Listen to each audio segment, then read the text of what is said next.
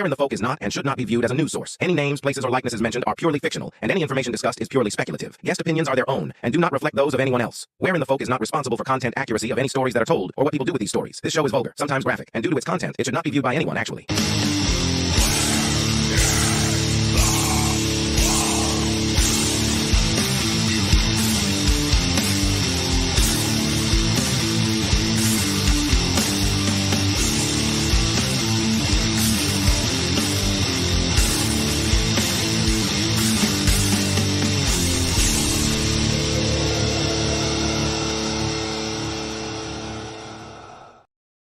Welcome to another episode of Here in the Folk.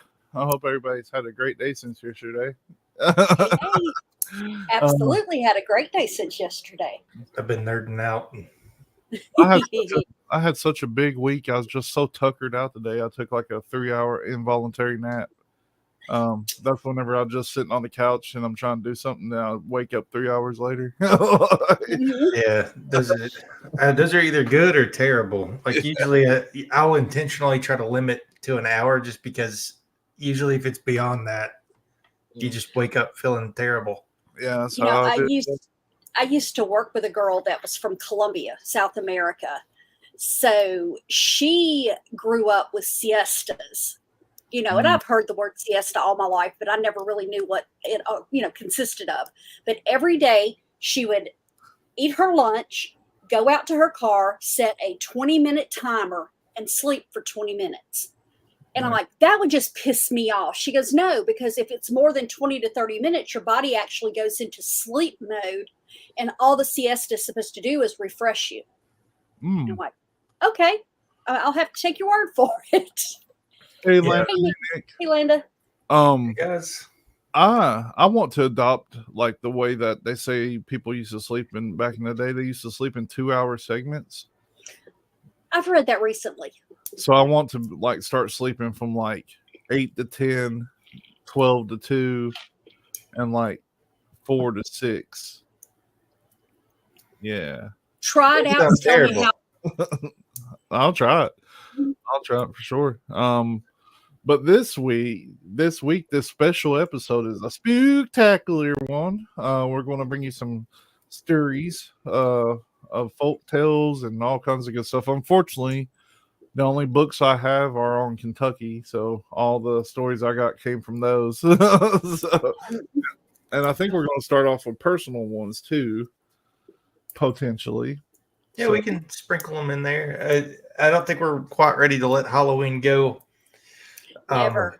We could always pull the McCamey Matter disclosure back up and start reading it. That seemed to bring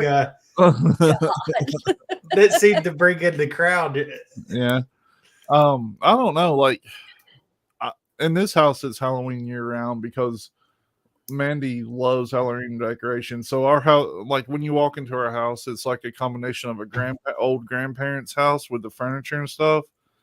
But instead of like home interior, you just have like horror stuff. It's weird.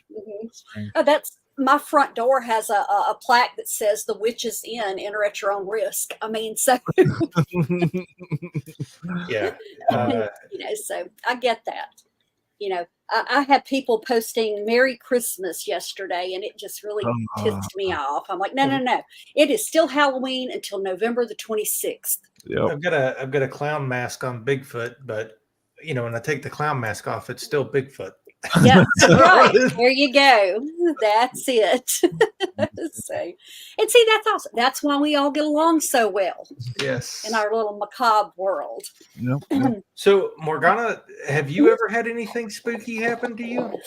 I have. And, I don't know that we've ever talked about that. Maybe. No, we haven't. I hopped on with y'all with Sarah one night, and I was just kind of trying to get a feel for what they were doing and everything. So I never even talked that night on there. But back about, oh God. Okay, I'm as old as dirt, so we're just going to start with that. So back about 33, 34 years ago. I mean, my son was little bitty. He was, still toddling around and everything. And we lived in this house, and it was one of those houses that it started out as a little small one, and then they converted a garage and made it into a den, on a little drop down and everything. But they left the windows going from one of the bedrooms down into the den. So that's where my son's bed was. So if you open the windows and he was mad, it was like he was in jail because you saw the rails, to his bed and everything. But really old house, never really felt uncomfortable or unsafe in it. But, it definitely had that old house vibe. And so one night I had laid down, gone to bed. Mo was on the road. So, I was by myself. And I woke up. It was probably about 2 a.m. And I had been dreaming that something was sitting on my chest and choking me. And when I woke up, I had the sheet so tight around my neck, I was literally choking. I'm like, okay, coincident, whatever. Go back to sleep. About an hour later, wake up doing the same thing. Kicked the covers to the end of the bed, woke up a third time. After the third time, I threw everything off the bed except me and one pillow. Well, when I woke up an hour after that with those same sheets wrapped around my neck, I got up. I'm like, I'm done. And like I said, I could still feel like the imprint on my chest of something sitting there. Weird. Yeah. Don't know what it was. Don't know what brought it. But, I've never been known for sleepwalking, and I damn sure have never been known for getting up and grabbing the covers off the floor just so I could choke myself. Yeah, that's crazy. So, I was going to say, Nick, put it in the chat and we'll read it if you get the details. I know what he's talking about. I've had the same experiences. We work together. Mm-hmm. His probably is a little different than mine. I've probably told you all about this, but we work in a contact center, and I was in there one morning before anybody got there. I used to get in there pretty early, and yeah, that's the one. If you heard the same thing, it's scary. So I was sitting there all by myself, doing my morning stuff, getting ready for the day, and I heard somebody go, "Hey, come here." And I said, all right, get up and go help somebody. I figured they needed help. So I got up and walked around. When I walked around the corner, I was like, wait a second. I turned the lights on in here. And I sit right by the door where you come in. I was like, nobody else is in here. So I started freaking out. So I started walking down every aisle to see if anybody was there. And there was nobody there. So that freaked me out. The second time there was people there. And I was just sitting there and I heard something bump I was sitting there and the first thing I seen was somebody come walking up. You know how you can see somebody coming out of your peripheral vision? Yeah. And I was sitting there and I was working. I seen them walking up. So I stopped and turned and looked to see what they wanted, and they were not there. There was nobody there. And if anybody would have been walking up, they would have had to run out of the out of the aisle to get out of my sight that fast. So I got up and I walked around because it startled me a little bit. And then I came back, and as soon as I sat down and started working again, I had this thing hanging on my wall, and it just kind of started swinging. And I said, nope. And I got up and I walked around more. That freaked me out. But when it comes to call centers and things like that, because I've seen something else like that. Nice. Nick scared me. I don't want to go back to work Monday, but but when it comes to call centers and things like that, I've seen something at another one I worked at too. It was me and this other boy. We worked a late shift, and there's probably 8 people in the whole call center, and it was huge. And I was sitting there working, and I seen somebody's head walking across, and I seen him sit down. And I said, "Did you see that?" And he's like, "No." I was like, "Who's over there?" And so we got up and walked over there to see who sat down, and nobody sat down. There was nobody there. I wonder if that has something to do with electricity, though. Well, we talked. Yeah, it could very well could be, depending on how old the buildings are. There's definitely there's a huge power station next to Bobby Mackey's, and that's one of the most haunted places on earth, allegedly, according to some people. There has been reports recently that a lot of stuff has been fabricated about Bobby Mackey's, but it's just like any other place. Well, but also what type of land it is. Who's to say you haven't buried it directly on top of something? One thing one thing that really makes the thing at the contact center believable is there was a girl that came in every now and again, and she got there before when she stayed there after everybody left. And the next day when we seen her, she's like, I don't want to be in here by myself anymore. She's like, I was hearing people walk around and everything.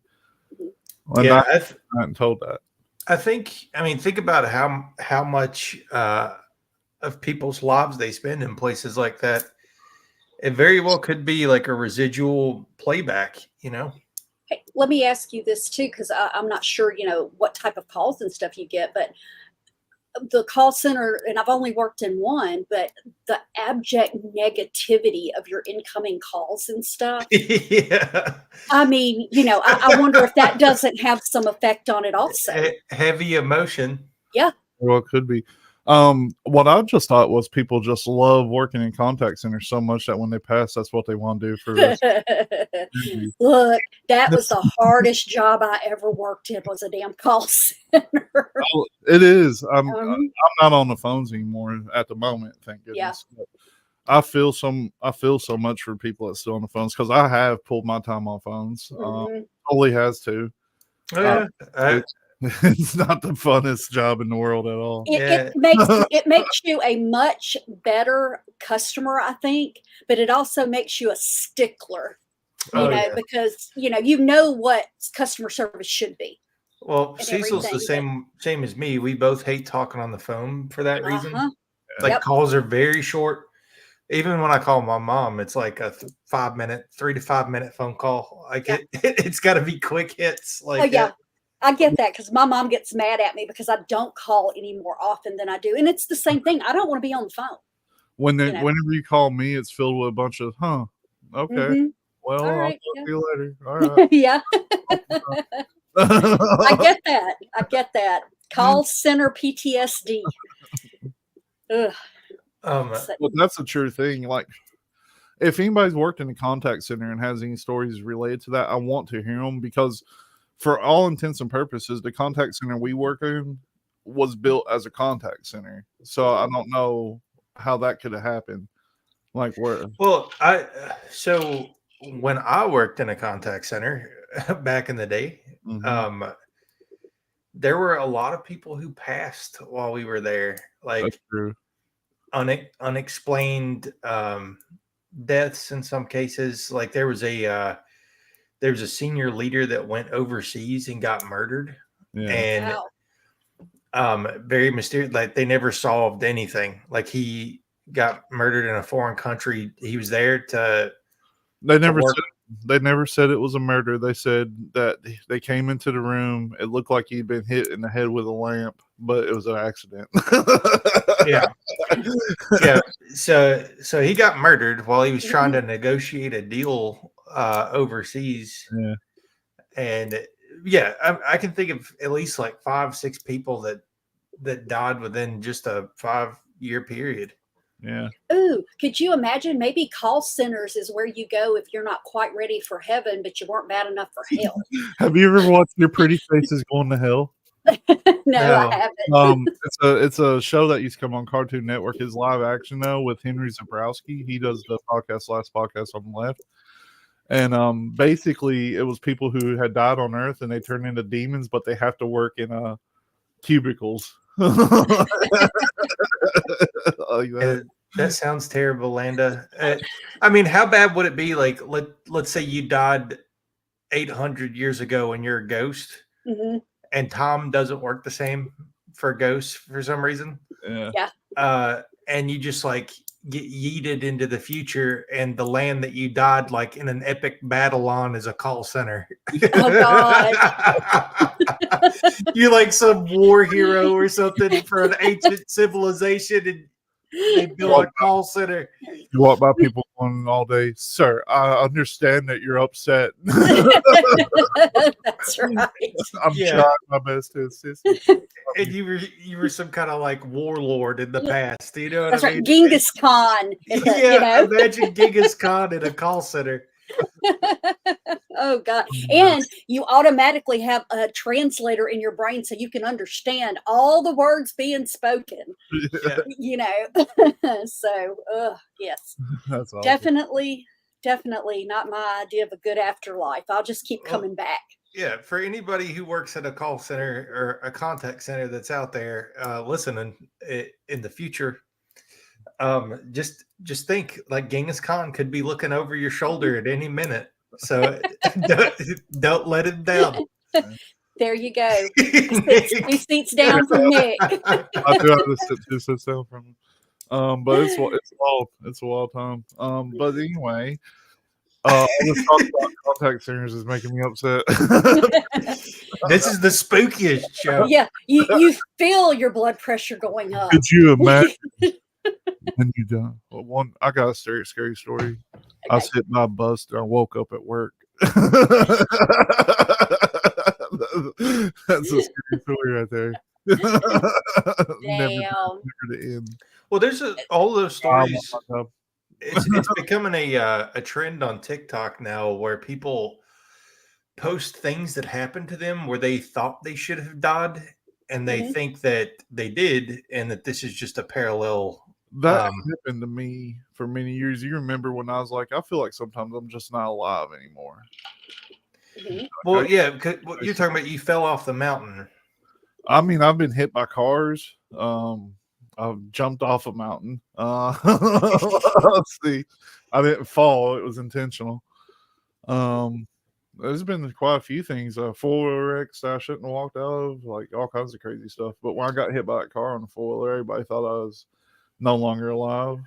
There's some really crazy ones. Like I saw these girls on TikTok. Their I shouldn't be alive is that they were kidnapped. Mm-hmm. And basically what these people are doing is framing up like what should have happened in that scenario. So they're like, we got kidnapped in 2010 and we're brutally murdered because they really shouldn't have been found. Like it just was a miracle almost. That's wild. Yeah. You got any of those stories? But I struggle with that one because if there is like infinite parallels, I mean, what happens when you get old? You know what I mean? Like you can't just keep going and going and going. Right. And I've wondered about that too, because like I said, when my son was born, they gave me a 5% chance of surviving. They gave him less. And he's 35 now. So, I mean, obviously we both made it. But like I said, you just wonder the could-haves and the what ifs and what if I am, I mean, maybe in that life I actually died, or maybe he did, who knows?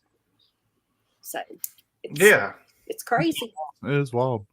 I mean, when you have a experience like that too, it's strange. Like when I got hit by that car, I remember I was pulling into my driveway and I heard it was in the middle of June and I heard all my neighbors, they were out in their yard and everybody started screaming before it even happened.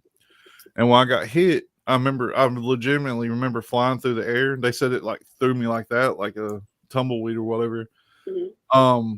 And the next thing I remember, I was on my feet, walking around. And I was like, well, I just got killed. I thought I was dead. And so I was looking around for my body and stuff. Where's my body? But then I fell down again. I guess it was a surge of adrenaline or something. But when I fell down again, it came back to me. I was like, oh, I'm alive, but I had to look for my shoes and stuff. I didn't really get hurt that bad. I dislocated my shoulder and got some road rash and stuff. But damn. Yeah. But yeah, it's a surreal feeling for sure. I'm sure. Well, yeah, you getting hit by a car isn't. Cecil, you were meant to be here. Yeah.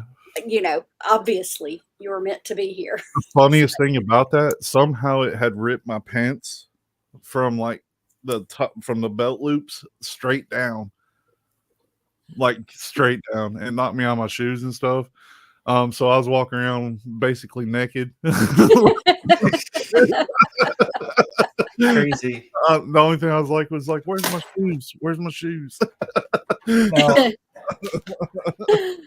Before it was dubbed the Chestnut House, so in Manchester, Kentucky, there's a place. It's like an old White House, very spooky looking, that sits on a crossroads. Mm-hmm. And it's a very common thing in Kentucky for old white houses, like almost plantation looking houses, except there weren't any plantations. And they're always sitting at cross sections, like crossroads. Mhm. And this particular one, someone has now purchased it and does paranormal investigations there. But me and my buddy one evening had just went, like, we used to just find random places just to go. And we were there in the driveway. This place had sat empty for who knows how long, like at least 100 years probably. And it's around 1 a.m. and we look up, and in the windows of this house, imagine somebody just carrying a candlestick, because there's still curtains up, but it would be like if somebody had a candlestick, because it was flickery light and was slowly moving from window to window across the house. We got out of there, Mhm. but there was no way anybody could have been in that house. Like, we'd been sitting there for too long. We'd been sitting there for hours, and the house had been abandoned. There was no other cars around. So unless somebody got there really early and was just like hiding out, waiting for us to leave, and was finally just like, okay, I'm tired of waiting. Mhm. That's the only other scenario that isn't like ghostly. Yeah. But I can't imagine that, even somebody sneaking around, just giving up at the last minute, because anytime old houses like that, we've talked about before that they tend to hold on to memories and stuff like that.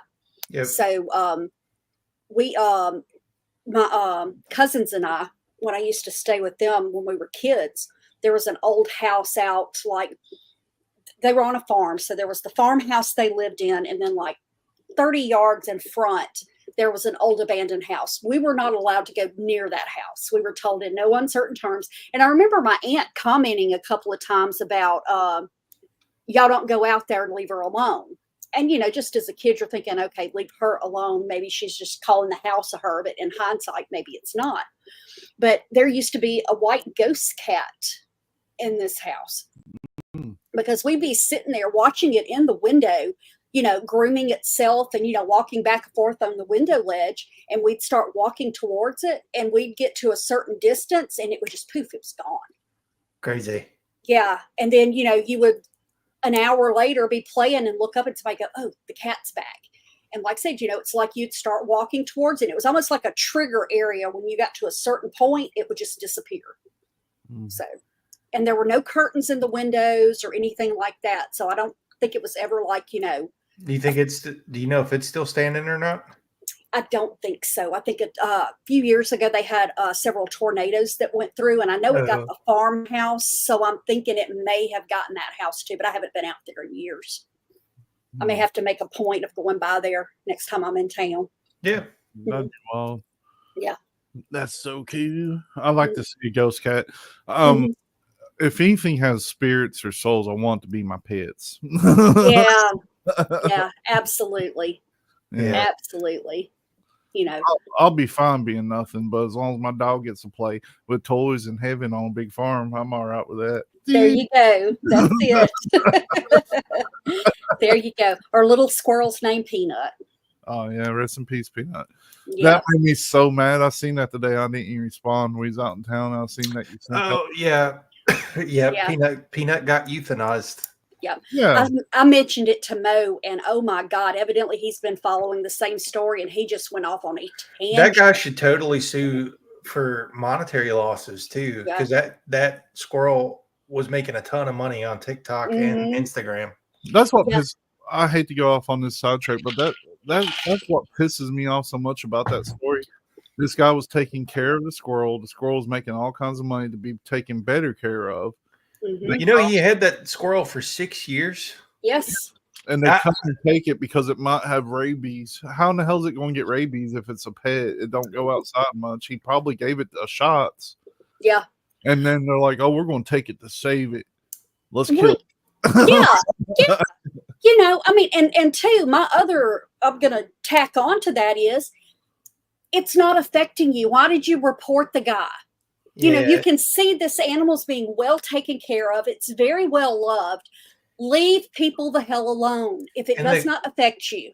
In the comments, somebody was like, it had to be somebody like in the city that didn't like him, that had some power, like some pull. Yeah. They stole the squirrel and they euthanized it before he could get it back. Yeah. Well, no, I'm going to agree with Landon. No, somebody just wanted a pet squirrel and that one was available, so they took it and said that they euthanized it.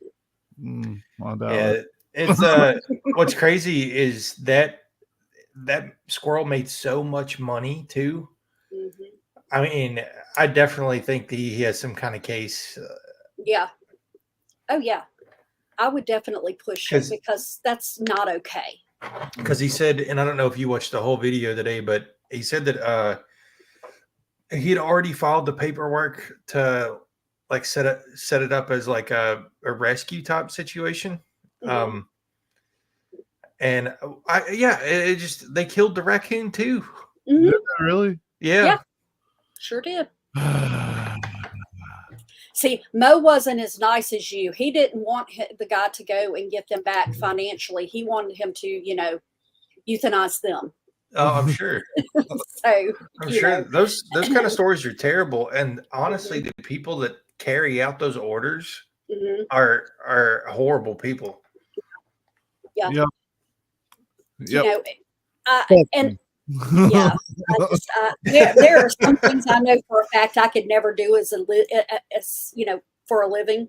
You know, I don't volunteer at my local shelter because they are not a no-kill shelter, and I know me.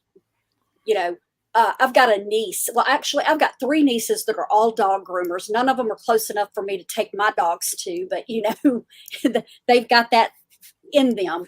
And one of them was told recently by the vet she works for that if she took another stray home, he would fire her because she was taking on way too much responsibility. She had taken home like 5 abandoned dogs and 7 or 8 abandoned cats, you know.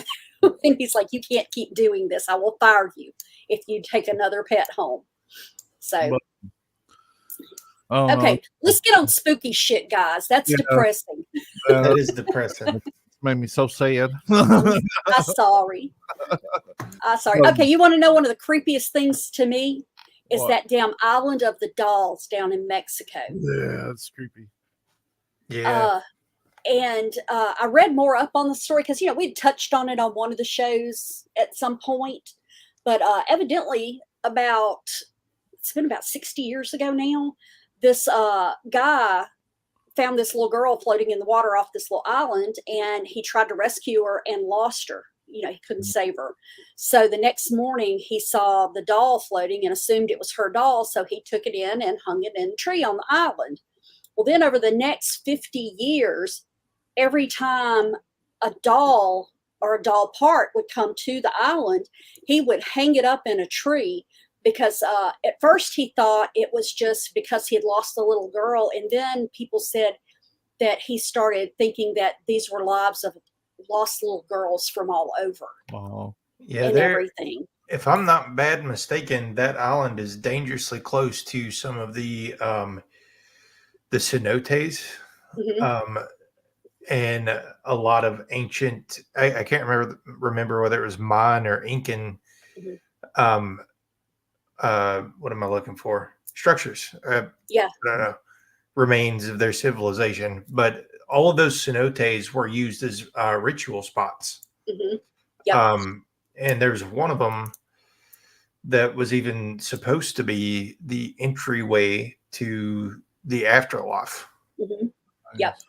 Well, you know, and then he collected dolls for 50 years, and then they found him drowned in the same little spot that the girl he originally found was drowned.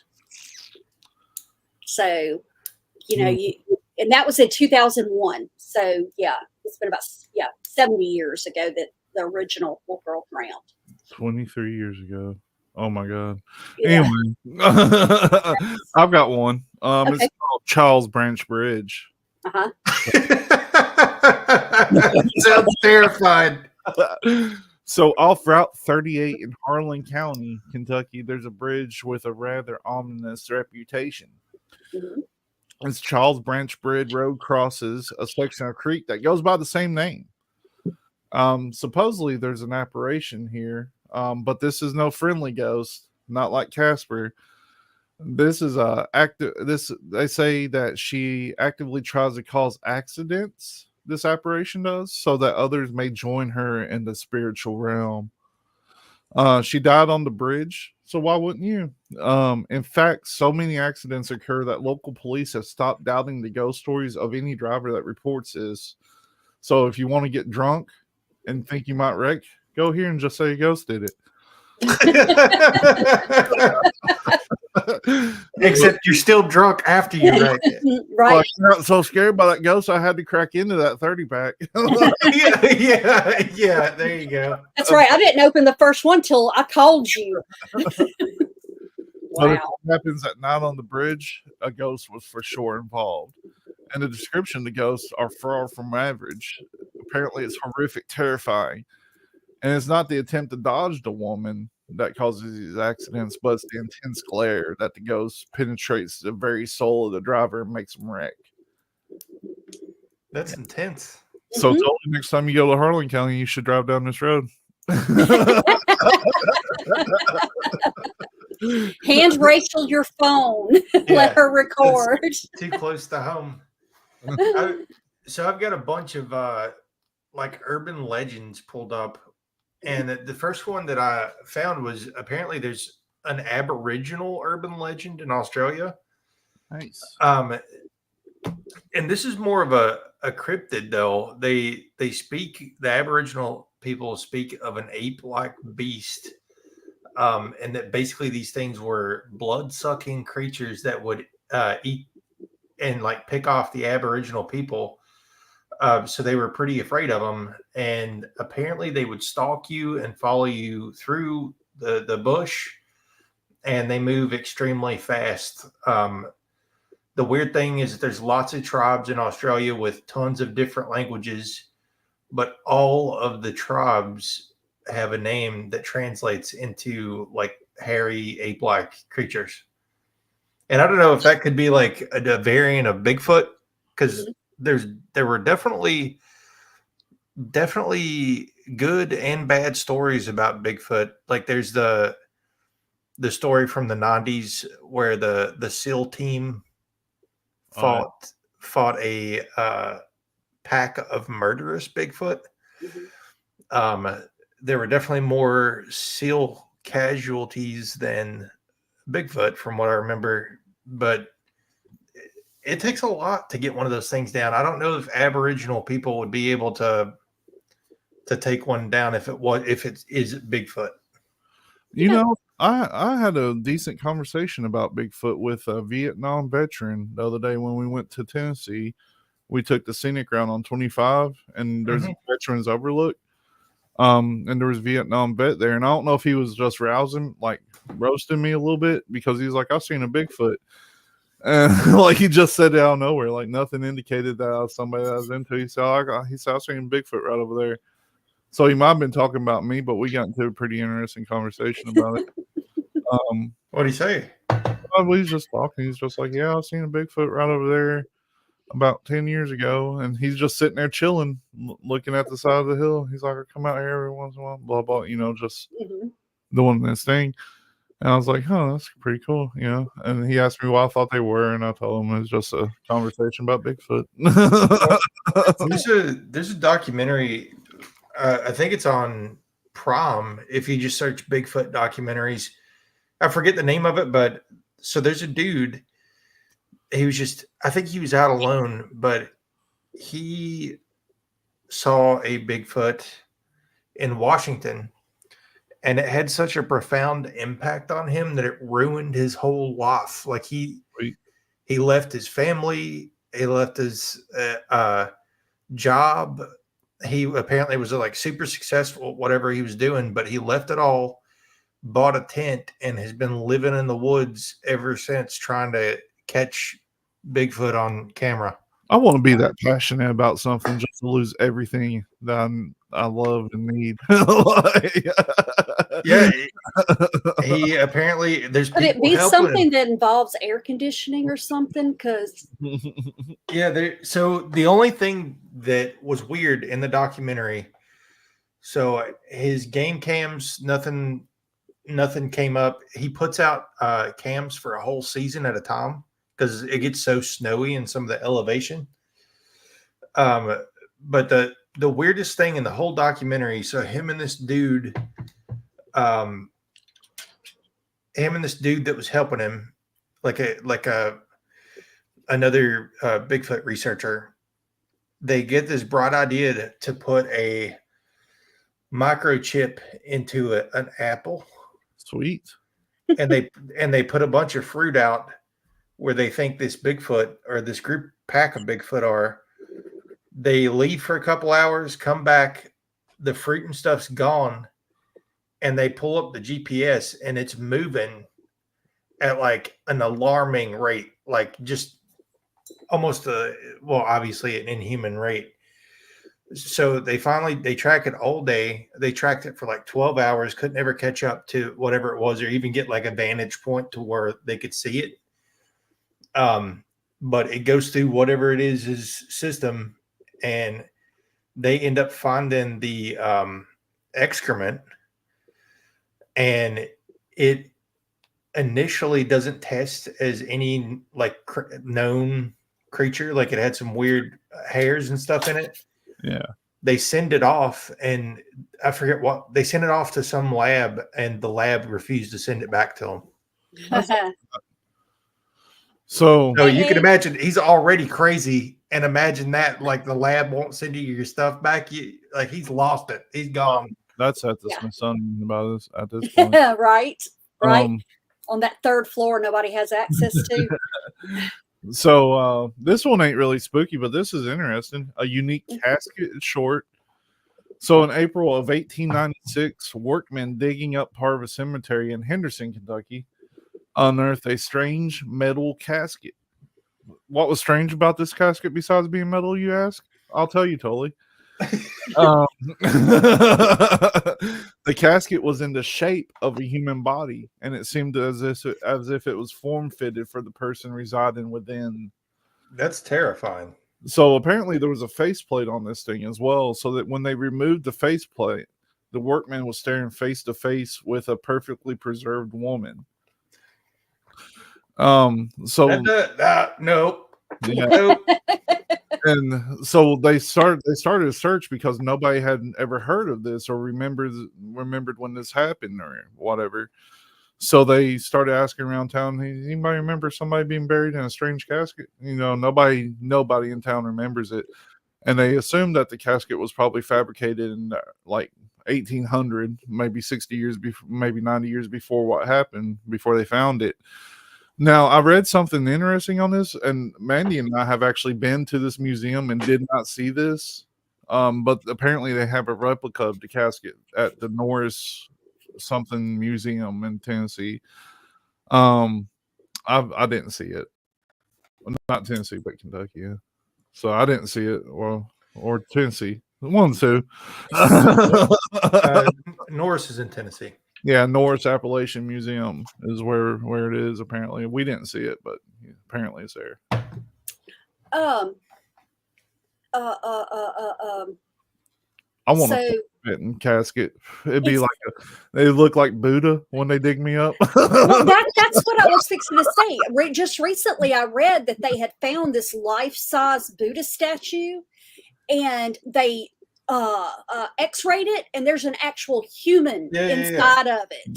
Yeah, I've seen that. And I'm like, okay. Have you guys seen the Spooky. I think one of the spookiest graves, there's a dude that his daughter passed away, and this was early 1900s, and he built a whole house on top of her grave, like a little house with little dolls and play sets, and like you've got to walk into the little house to see the little grave, like, and there's just dolls and scary stuff all around it. And inside there's a picture now of the graveyard when it was only that grave, and now apparently that grave is part of a big cemetery, and there's pictures of like all the extended family would come there for her birthday and have birthday parties around this house. And there's pictures of that, and now everybody in that picture is dead, and they're all buried around this house. It had bad spooky vibes for me. Well, you know, there is a grave down in Natchez, in Mississippi, that little girl was about 7 or 8 when she passed away. It was back in the early 1800s, and her mother, you know, of course, was devastated because she lost her child. So she had them create her grave so that she could go down a set of steps, and it was glass, and could sit there and look at her child's casket, and she had her doll and stuff like that in there. And they eventually had to end up concreting it over because of people, you know, breaking the glass and stuff like that. But I want that when I pass away, and I want totally to force Mandy to go down there 5 hours every day. I like the way you put that, force her. I don't want her out having any fun. Tully, I love you and I have faith in you, but I'm putting my money on Mandy. Yeah. So, but okay, so there is this in Barbados. Oh, that's it? That's it. Wow. And inside of it, like I said, she's buried in there. Like this is on top of her grave. Right. And then inside of it's like all these little dolls, and everything is very like antiquated. And these are her parents, and then around is all the extended family. But yeah, super creepy. When you look at it, I'll see if I can find a picture of the inside. Wow. Our family, I never got a video of this particular graveyard because it's a smaller one, really clean looking. It's where like my grandfather's buried. We have family there, and there was one of our family members didn't want it to rain on their grave. So it's the graves, and there's a roof that they built over top of the graves that stands about this tall off the ground. I never understood that they didn't want any rain touching the ground that they were buried in. It's weird. Well, I've seen this is super morbid, but I've seen them pull up vaults. Yeah. Usually for forensic stuff. People pay all this money for vaults, for caskets, and every time I've ever seen a lid come off one, it's just full of water. Yeah. Like you can't even see the casket in it anymore. Yeah. It's almost like, why bother? You know, I mean, why spend that extra money on the vault when it's not doing anything? Oh, the blue people. Is that the blue people? No. Oh. It's just an old picture. Yeah. So this is the house before there was a graveyard around it. Uh-huh. Oh, okay. And this is the whole family that was there for her birthday party. Again, she's buried in this house, and they all came to celebrate her birthday. That is a little morbid. It is morbid. And then the last one I'll pull up is a picture of actually like in there. Because I don't think there's a headstone or anything actually in there. It's got all the information on the mailbox, probably. I think they floored over it. Yeah, so there's an old newspaper clipping I can pull up here. Hang on. Her name was Nadine. Nadine Earls was the little girl's name. Rest her soul. Yep. Let me share one more time here. That's the inside of it. Oh, wow. Oh, wow. So there's a doll that kind of looks like her. That is a creepy ass doll in the corner. Yeah, and it's all antiquated stuff like this. So there is a stone in there that says her name and stuff. But this carpet still looks the same. All of the little doodads and bears and everything are still in there. Like they're all like, 100 years old at this point, locked up in there. Wow. So were they just doing the whole Egyptian thing that, she might come back and she'd have stuff to play with, or? I think they just couldn't stand the thought of her not having a little area or something. Mm-hmm. I mean, I'm not criticizing. I mean, because, grief affects people in many different ways. Yeah.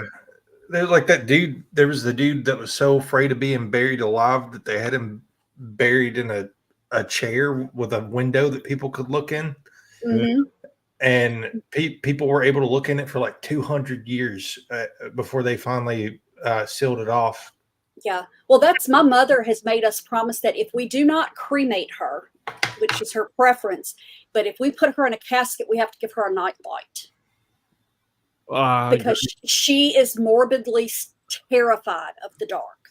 I mean, she's slept with a nightlight my entire life. And so I was just picking at her one day. I'm like, well, hell, if I got to do all that, I might as well cremate you. Well, I'd rather you do that than put me in a dark casket in the ground. I'm like, okay. So whatever you want, Mama. So. See, I've got, and I'll share this just because this is the Spooktacular. Mm-hmm.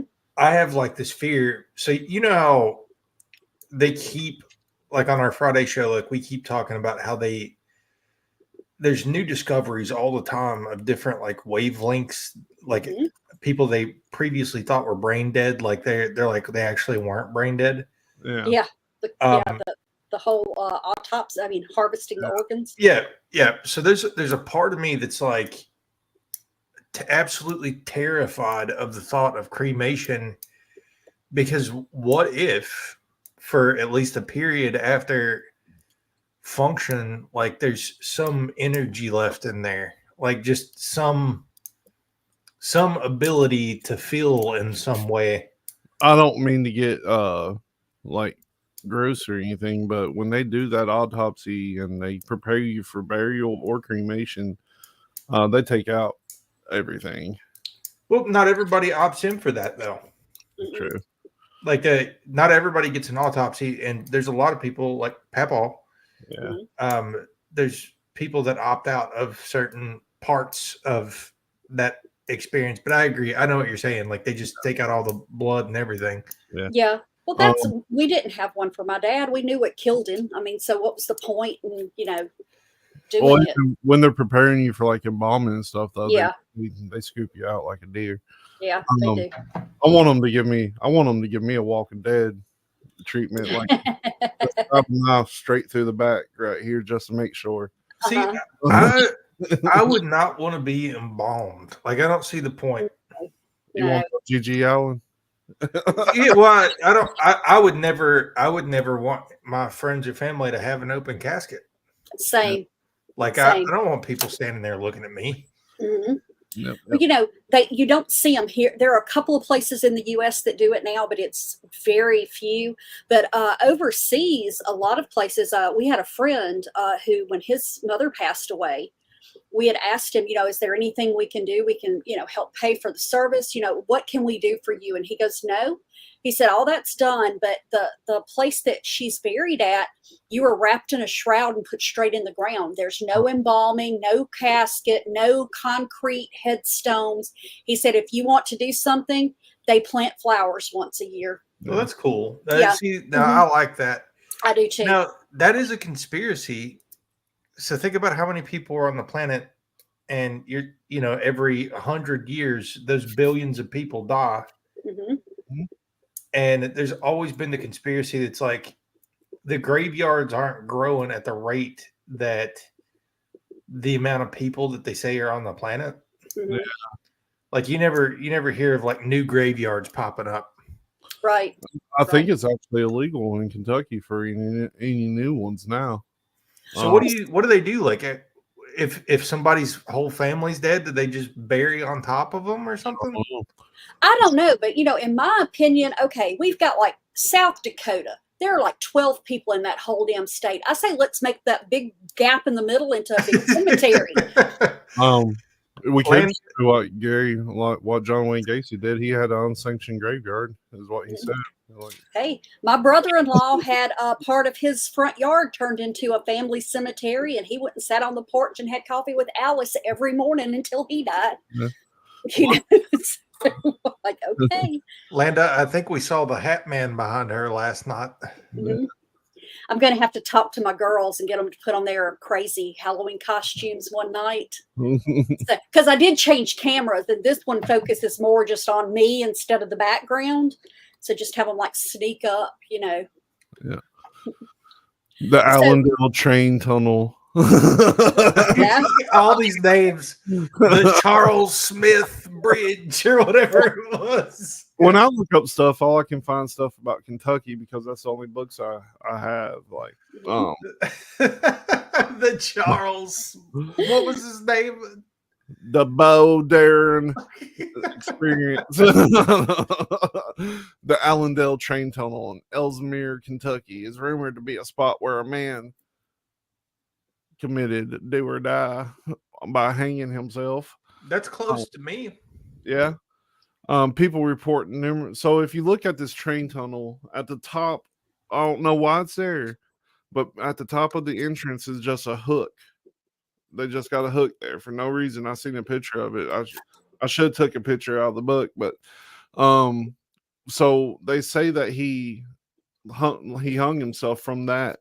So apparently, whenever you're going into this train tunnel now, it's not even a train tunnel. Come to find out, it's actually just a tunnel that goes under the train. But they claim that you can see an apparition of the man hanging and hear him screaming. Is this the same tunnel that was like that also has carnival related stories around it? Yeah.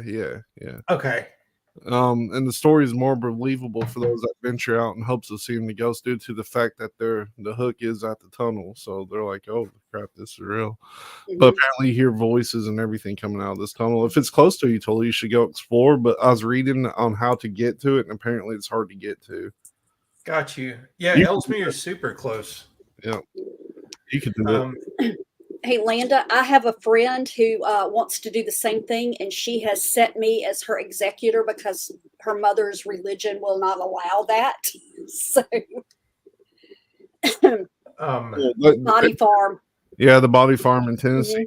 Mm-hmm. Yep. It's right next to the University of Tennessee. And when my dad was down there for like a few months, I always tried to travel the back roads to see if I could figure out a way to hop the fence to get in there. To get in there, yeah.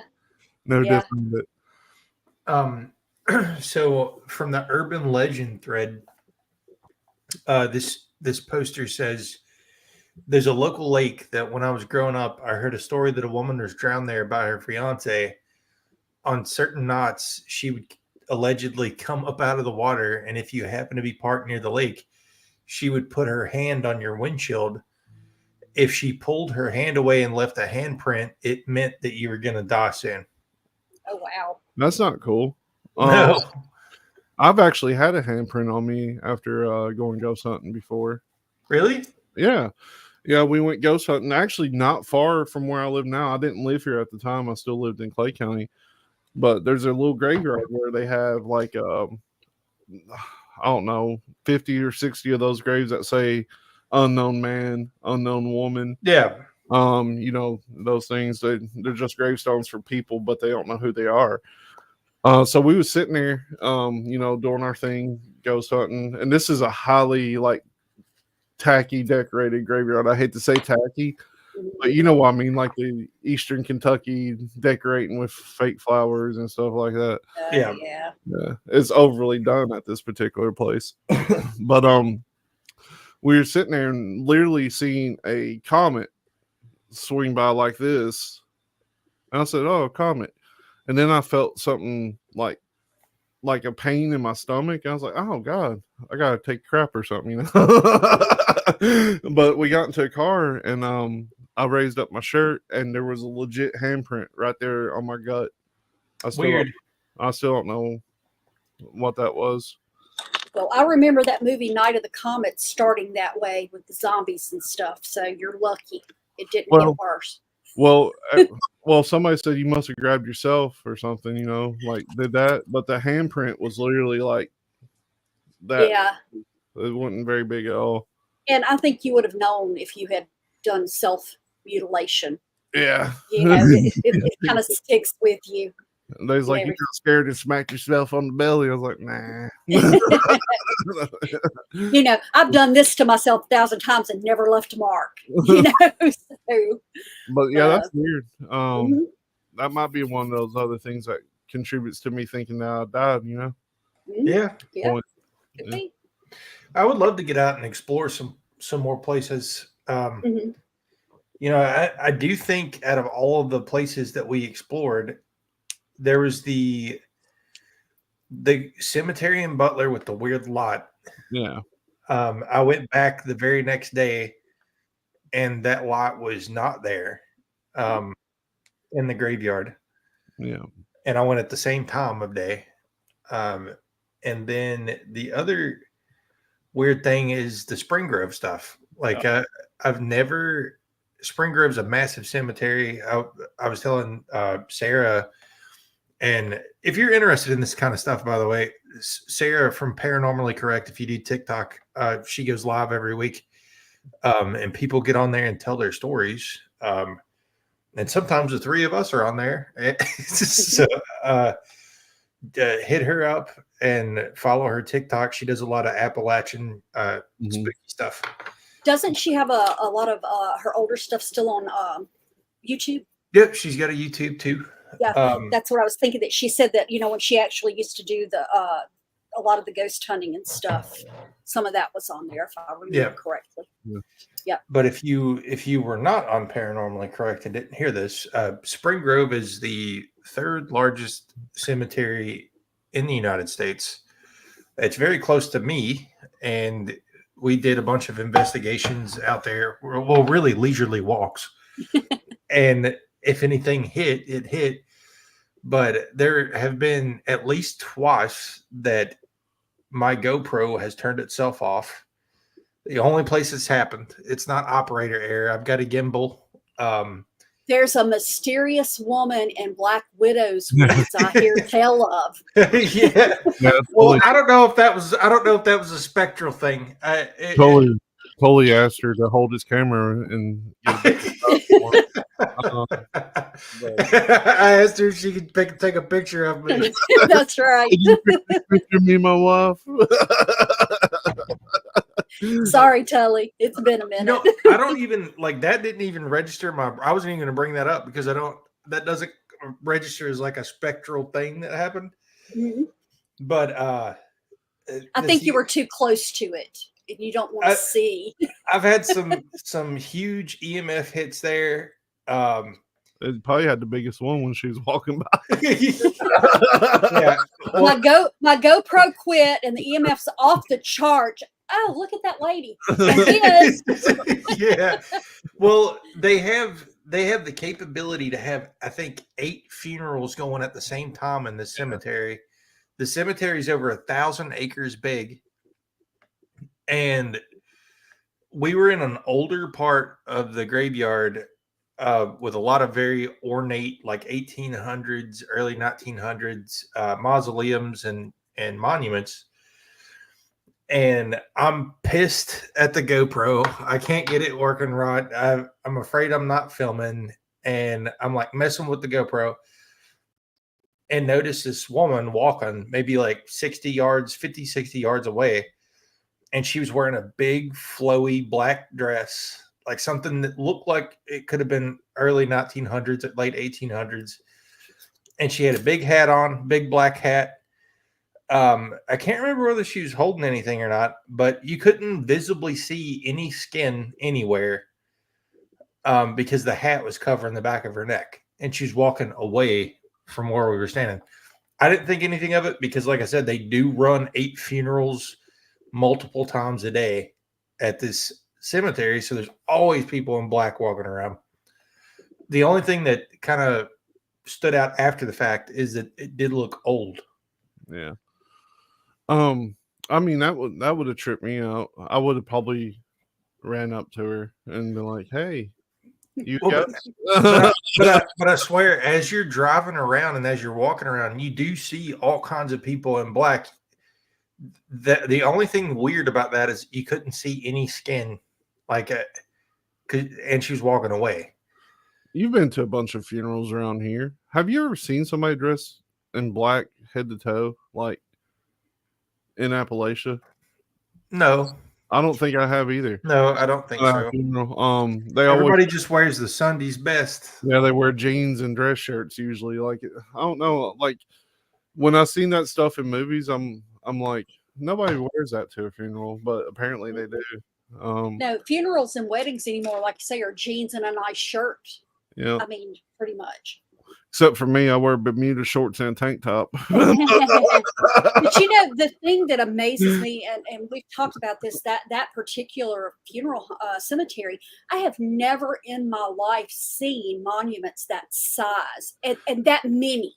I would love for us to take like a group trip out there because it really is like unimaginable. Like, imagine standing on a hilltop and as far as the eye can see in every single direction is monuments and mausoleums. There's a saying that I've came up with, and it's horrible how I came up with this, and it might be something that other people say too. But when my dad died, we was at his funeral, and we was all cutting up and laughing and stuff. And one of my family members got mad. They're like, "Your daddy's dead. You shouldn't be laughing."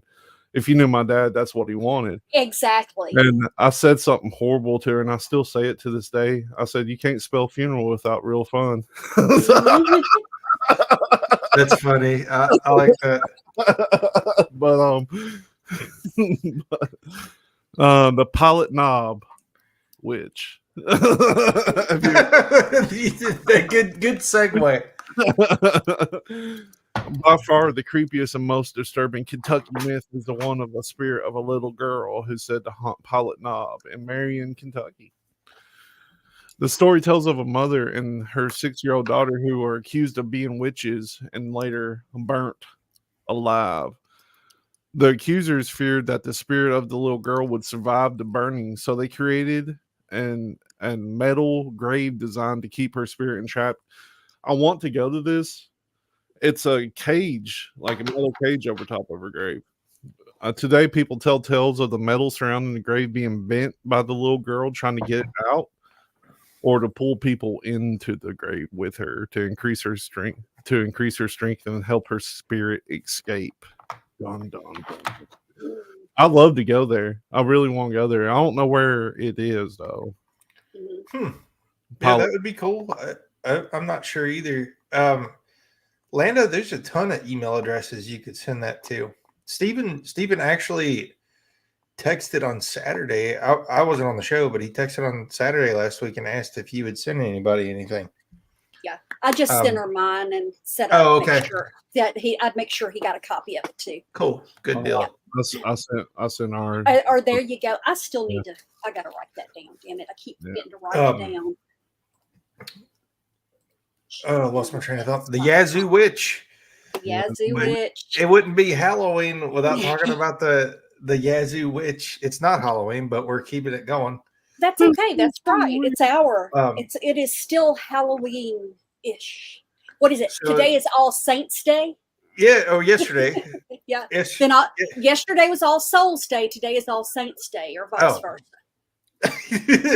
There's two of them right there. So the cliff notes for the Yazoo Witch, and keep me honest here, but isn't it there was a witch, she was kind of out in the middle of nowhere. The town decides that they're gonna go, like, some kids saw her carving on a body or something.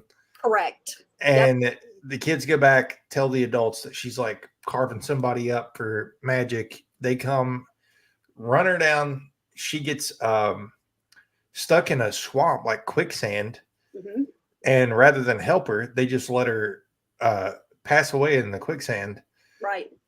And basically it burns down the after that, they don't dig her up yet though, right? Like they dig her up after it burns. They actually she told them as she was drowning that she would come back in 20 years and burn the town.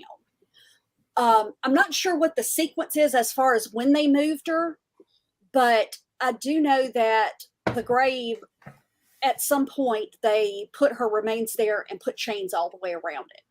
Yep. And There's these big links like this. yeah, that's right. Because I sent Tully a picture of them. Big cast iron chain links all the way around the Yazoo witch's grave. Yep. And 20 years to the day later, she came back and burnt over half the town down. And the rumor is, if that final set of links that's never been broken is ever broken, she'll come down and burn the other half of the town. And whenever you dig into the lore, apparently while the town was burning, the 20 years after she died, people say that it was almost like a fire tornado. Just unusual fire. And there was 2 witnesses that saw her, that saw the Yazoo witch, and she actually talked to a little girl. Yes. Wow. It was actually a little boy. Oh, there you go. But here's why. Because the little boy was the son of the first boy that went and got the grown-ups that saw her cutting on people, and said that after it was all over with, his son came up to him and said something about the lady he was playing with. And he's like, "Son, what are you talking about?" And she said, "To tell you, I said I'd be back." And that's when he went to the cemetery and the one link of the chains had been broken. So yes, that's crazy. It was his son. So like I said, yeah, that's, and like I said, there were a couple of things, because I always wondered the same thing. Okay, how did they get her out of the quicksand? Or did they wait until she was drowned and then drag her body out and go bury her? Or, did they go back later and say, okay, let's just be on the safe side, But it's still there. And it's funny because Willie Morris, the writer who kind of brought the story to the, national level when he wrote Good Old Boy, is actually, you can see his grave from her grave. Crazy. Yeah. Yeah. So I think this urban legend is getting kind of morbid, but I'm going to hit this one. This is a weird one. So this poster says, and this one's from 5 years ago. It says, there's an urban legend in my country that states there was once a foreigner that sang in a karaoke "My Way" by Frank Sinatra in the middle of the night, but was shot in the head before he could finish it, since he stole the mic from the killer that reserved the song. And some claim that it happened multiple times in the span of a decade in multiple locations. From that day on, patrons of any bar will refrain from choosing "My Way" in a karaoke in the middle of the night in fear that they will get shot before they can finish the song by a mysterious figure brandishing a pistol that is basically like a saint of death that must like to hang out in bars. Is that was that Thailand or somewhere like that? It doesn't say. Somebody replied and said, "Sounds like a great way to keep idiots from picking one of the worst songs ever." Right? I thought about this one, or I found this one when I was looking for something totally unrelated, and it kind of ties back into something we talked about last night. In India, there's a place called the Rupkund Lake, and it's up in the Himalayas. Well, they found this glacial lake, and it's surrounded by human skeletons. So the ice melted, and as the ice started melting, they kept discovering more and more skeletons in this thing. And they were trying to figure out, what happened to them. Said that they ended up finding the remains between 200 and 300 people dating back to the 9th century. Said that they were divided into 2 distinct groups: a closely related family or tribe and a smaller, shorter group of locals.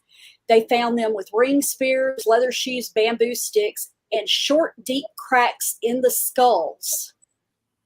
And that was all of them had this skull, blow. And weird. Yeah, but what they decided, they said that they don't think that it was from somebody, like killing them. They think they died from a biblical proportional hailstorm, and that thousands of cricket ball sized, hard as iron hailstones pounded the heads and shoulders of a group of pilgrims and their porters traveling through the area, and they were trapped with nowhere to hide, and that they all died.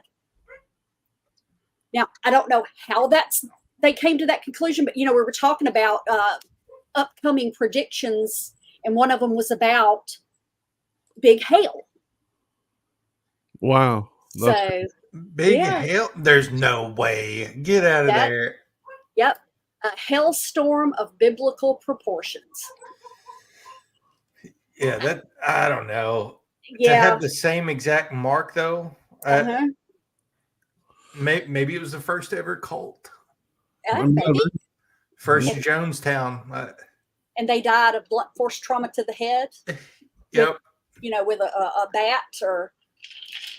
And I could see that too, because like I said, that was the thing that got me about it is how do they know it was hail? If they all died, then there's nothing nobody left anything that said, damn, ice balls fell from the sky. We all died. Well, people just speculating is what it amounts to. Yeah. But those were scientists. And I know they're not the end all be all, but so have you ever heard of this Brazilian island? It's called Ilha de, I'm gonna butcher this, Queimada Grande.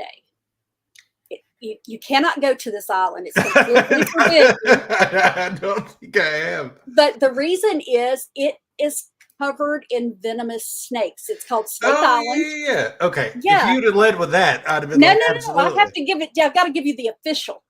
But it's full of. They said over 4,000 golden lance heads, and they're critically endangered. And that they, figure they got stuck on the island from rising sea levels from before. It was there was a land bridge, but said that it will literally, if you get bitten, melt your flesh.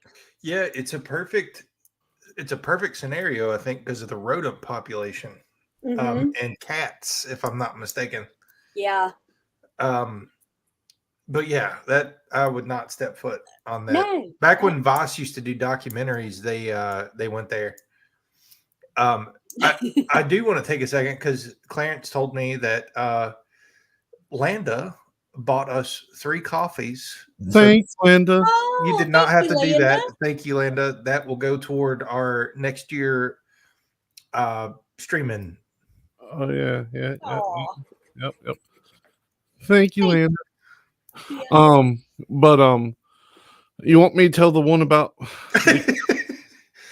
about what? About the cabins? Yeah. Yeah. I've told this 1,000 times. You've probably heard it if you've listened. We'll reserve it for next Halloween after this. You don't have to tell it again for a year. So, that sucks.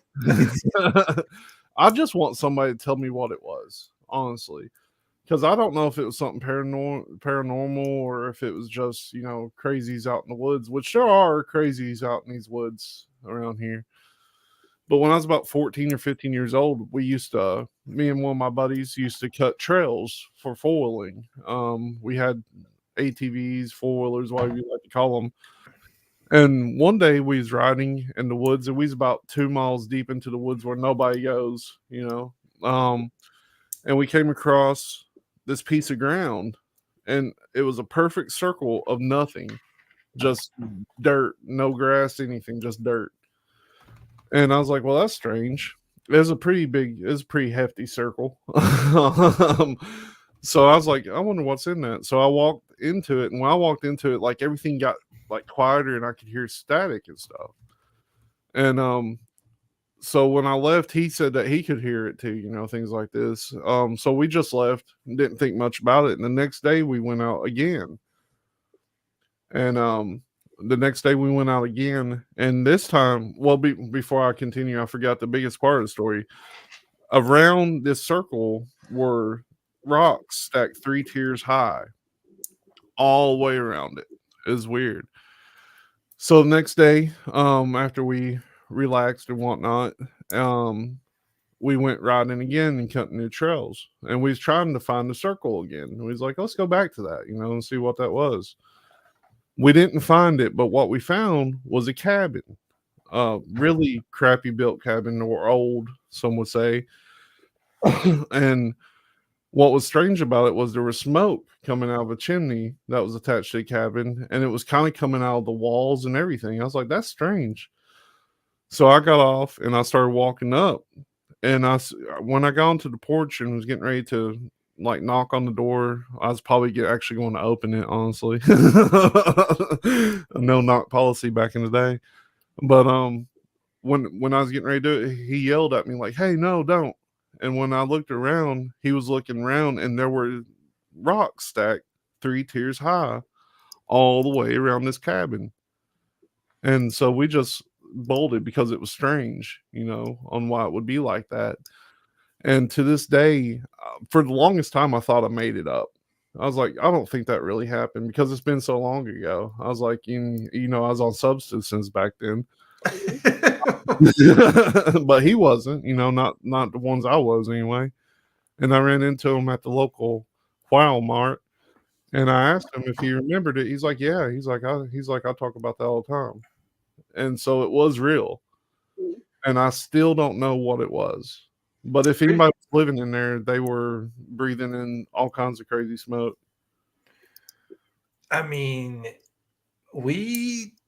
like on Weird Awakenings, we've talked about places where similar things have happened, like the Okigahara, not the Okigahara. What's the other one? The other one, hang on. Hoyabaku. Yeah, there you go. Hoyabaku. Hoyabaku. There was the witch circles, mm-hmm. where people, basically see things or see sometimes the stone configurations like you're talking about. Mm. I think there's certain places because you always hear the stories about circular clearings too, where people just can't hear all of a sudden or like lose time in. I think it could have been something like that. Like, did you notice any time loss or anything like that? No. But when I walked in, the sound was definitely different. It was weird. It was strange. And have you ever wore clothes that had too much static electricity? Yeah. It felt like that. Like I could feel the static electricity raising my hair and stuff. It was weird. It was very strange. Wow. But when I went onto the porch of the cabin, I didn't really feel it that bad. Mm-hmm. But it was still within the confines of the ring around the house of those little rocks. That's crazy. That kind of reminds me of the show From. Ooh, have you started watching that one again? Yeah.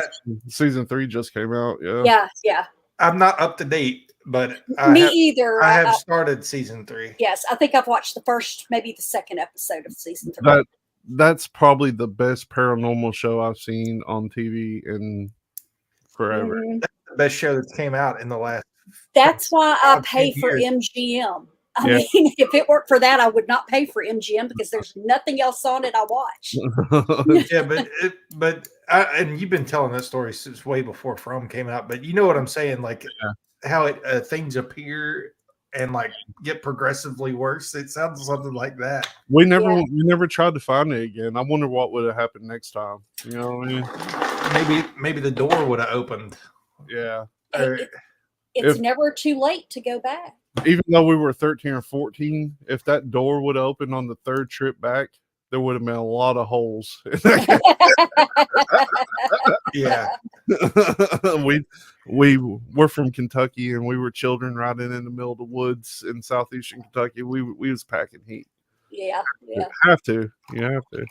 Anyway. So like I know you're familiar with catacombs and everything. I'd always, read about the ones in Paris and stuff. But the one that I came across recently that was really weird, there's the Capuchin catacombs in Italy. Mm. And unlike a regular catacomb where they just like kind of stack the bodies, these are all like upright in their best clothes, and Nice. they go through a natural mummification process. Ooh. And like I said, so you walk in there and they're literally, skull or, full size bodies with their heads just kind of drooped, That's and terrifying. it reminds me of the Nosferatu version of vampires. Because they're that original creepy, there's no romance for the Nosferatu. Those are some ugly, creepy looking guys. Yeah. They're remaking that with Bill Skarsgård. I had heard that. But yeah, this place has actually around 8,000 bodies divided into separate corridors, including one for religious figures, one for professional men, one for children, and even one for virgins. We ain't going in that one, are we, guys? I completely missed the comment Landa said about making the Day of the Dead altar. That's very interesting. It is. Is that like, I think that's like Santeria parallel, right? You know what I mean? Like, or maybe it's not related to Santeria. I'm just not. I don't know enough about it to comment. I love the concept. I mean, I really do, because like I said, it falls right in that with Samhain, and honoring your ancestors and everything, if I understand and remember correctly. No, I think it's cool. Yeah. But she said the energy was kind of weird. Yeah. I could see that. Oh yeah, absolutely. We have Linda's story now. Thank you, Linda. You want to log on there and tell her, or do you want me to? I don't know if she wants it told. Oh, I think she should want Steven to look at it. Oh, okay. I'll send it to him then. But from the urban legends, again, this one is called The Tale of the Whistler. And this poster says basically a son killed his father. The grandfather finds out, beats the boy to a point to where his back's raw, and made him carry his dad's bones in a sack. And he says the scary thing is when he's around, like apparently now, like this is just an urban legend and now people hear things, but he says that in this, he doesn't say where it's at. He says the scary thing is when this person's around you, you will hear a whistle. The louder the whistle, the further away he is, the closer his whistle will sound more faint. It said that he does this to play with people and confuse them before adding your bones to his sack. Ooh. What's that city where people bring their dead out every year? Oh yeah, I don't know the name. That's a South American thing, I think. I think that's Peru or somewhere. Yeah, that's weird. I mean, I'm like you, Telly. I don't want my body displayed when I'm dead. I damn sure don't want you digging it up every year and putting it on display. I want mine full display, no clothes.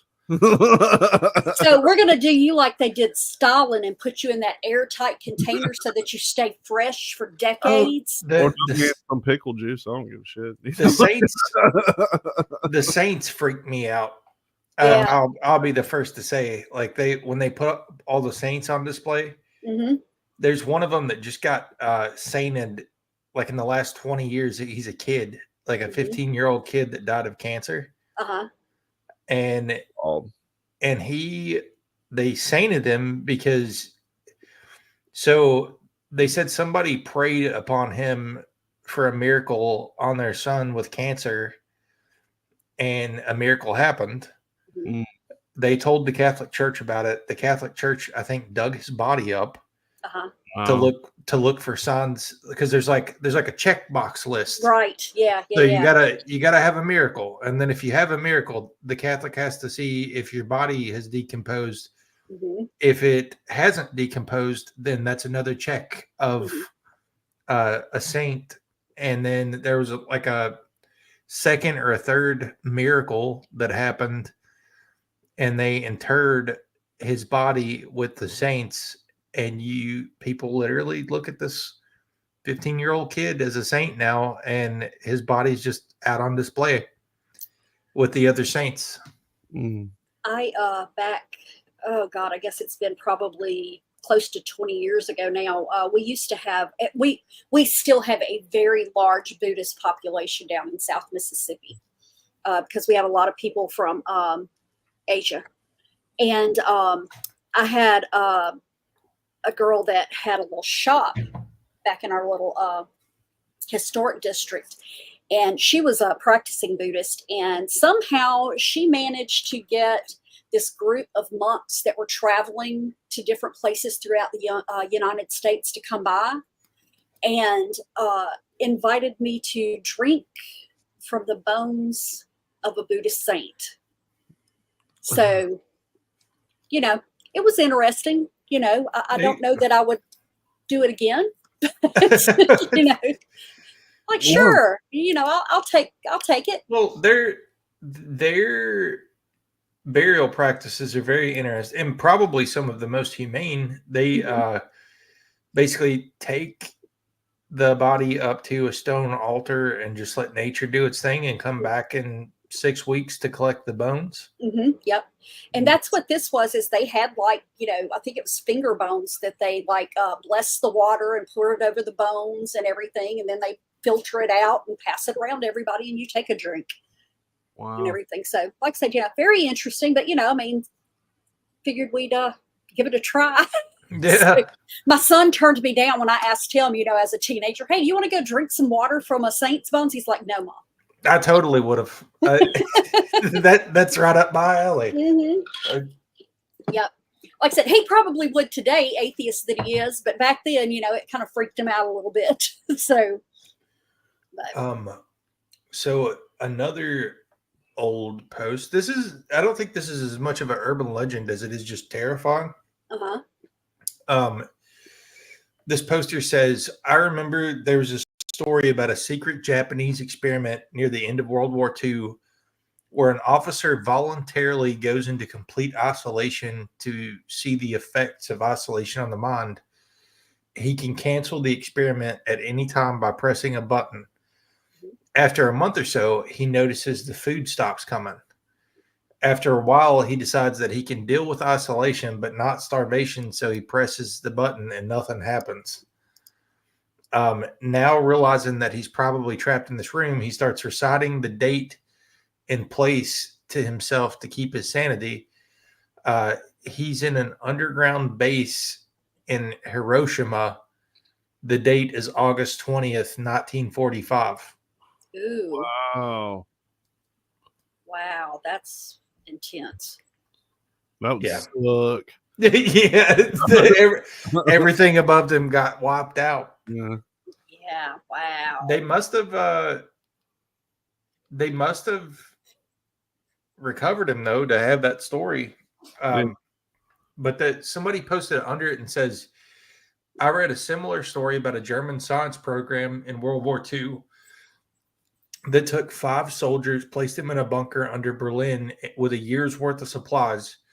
They were testing the ability of men to live in small quarters in darkness and poor ventilation for long periods of time in an effort to improve the range of submarines. The lead scientist on the program defected to the U.S. at the end of the war and goes to work for NASA, developing methods for men to live in space capsules for extended periods of time. He was part of the team that designed the Apollo module so that the U.S. could land on the moon. And after he died in the 1980s, his papers were left in the estate of someone thought to be collecting them and donating them to NASA. Thousands of pages of notes and diaries were shipped to NASA HQ in Washington, where they sat until 2002. A librarian at the NASA library uncovered. I didn't know there was a NASA library. That makes sense, though. Uncovered the boxes of these notes and noticed the good bit of them were in German. She made copies and sent them to a colleague that could translate. A few months later, she gets a call who asked her what type of horror story she was working on. Confused, she asked what he meant. The translator explained that he just read through a journal that followed the day-to-day life of World War II era soldiers who were tasked with being in this program. He went on to say that the journal spanned 2 years, with the final entry simply stating, "I die a forgotten man," with a note in another handwriting stating a date 3 years later, marking the date the bunker was reopened, and that the project had failed because British bombing had buried the bunker site and they had assumed that the subjects were dead. Oh, wow. The leader of the project, like I said, fled to America, probably came over with paperclip. Yeah. And basically just tried to pretend that he didn't leave 5 men in the hole underground that had been bombed out. Wow. That's I don't think we're ever going to know completely all the atrocities from World War II. No. Never. Have y'all ever heard of the meat shower? No. These names, you're winning on names, to not the Charles Smith Tower. Well, in March, in the 1800s, Kentucky was off the hook, apparently. So in March 3rd, sorry, my dogs are barking. But Yeah, Landa. on March 3rd, 1876. 1 second.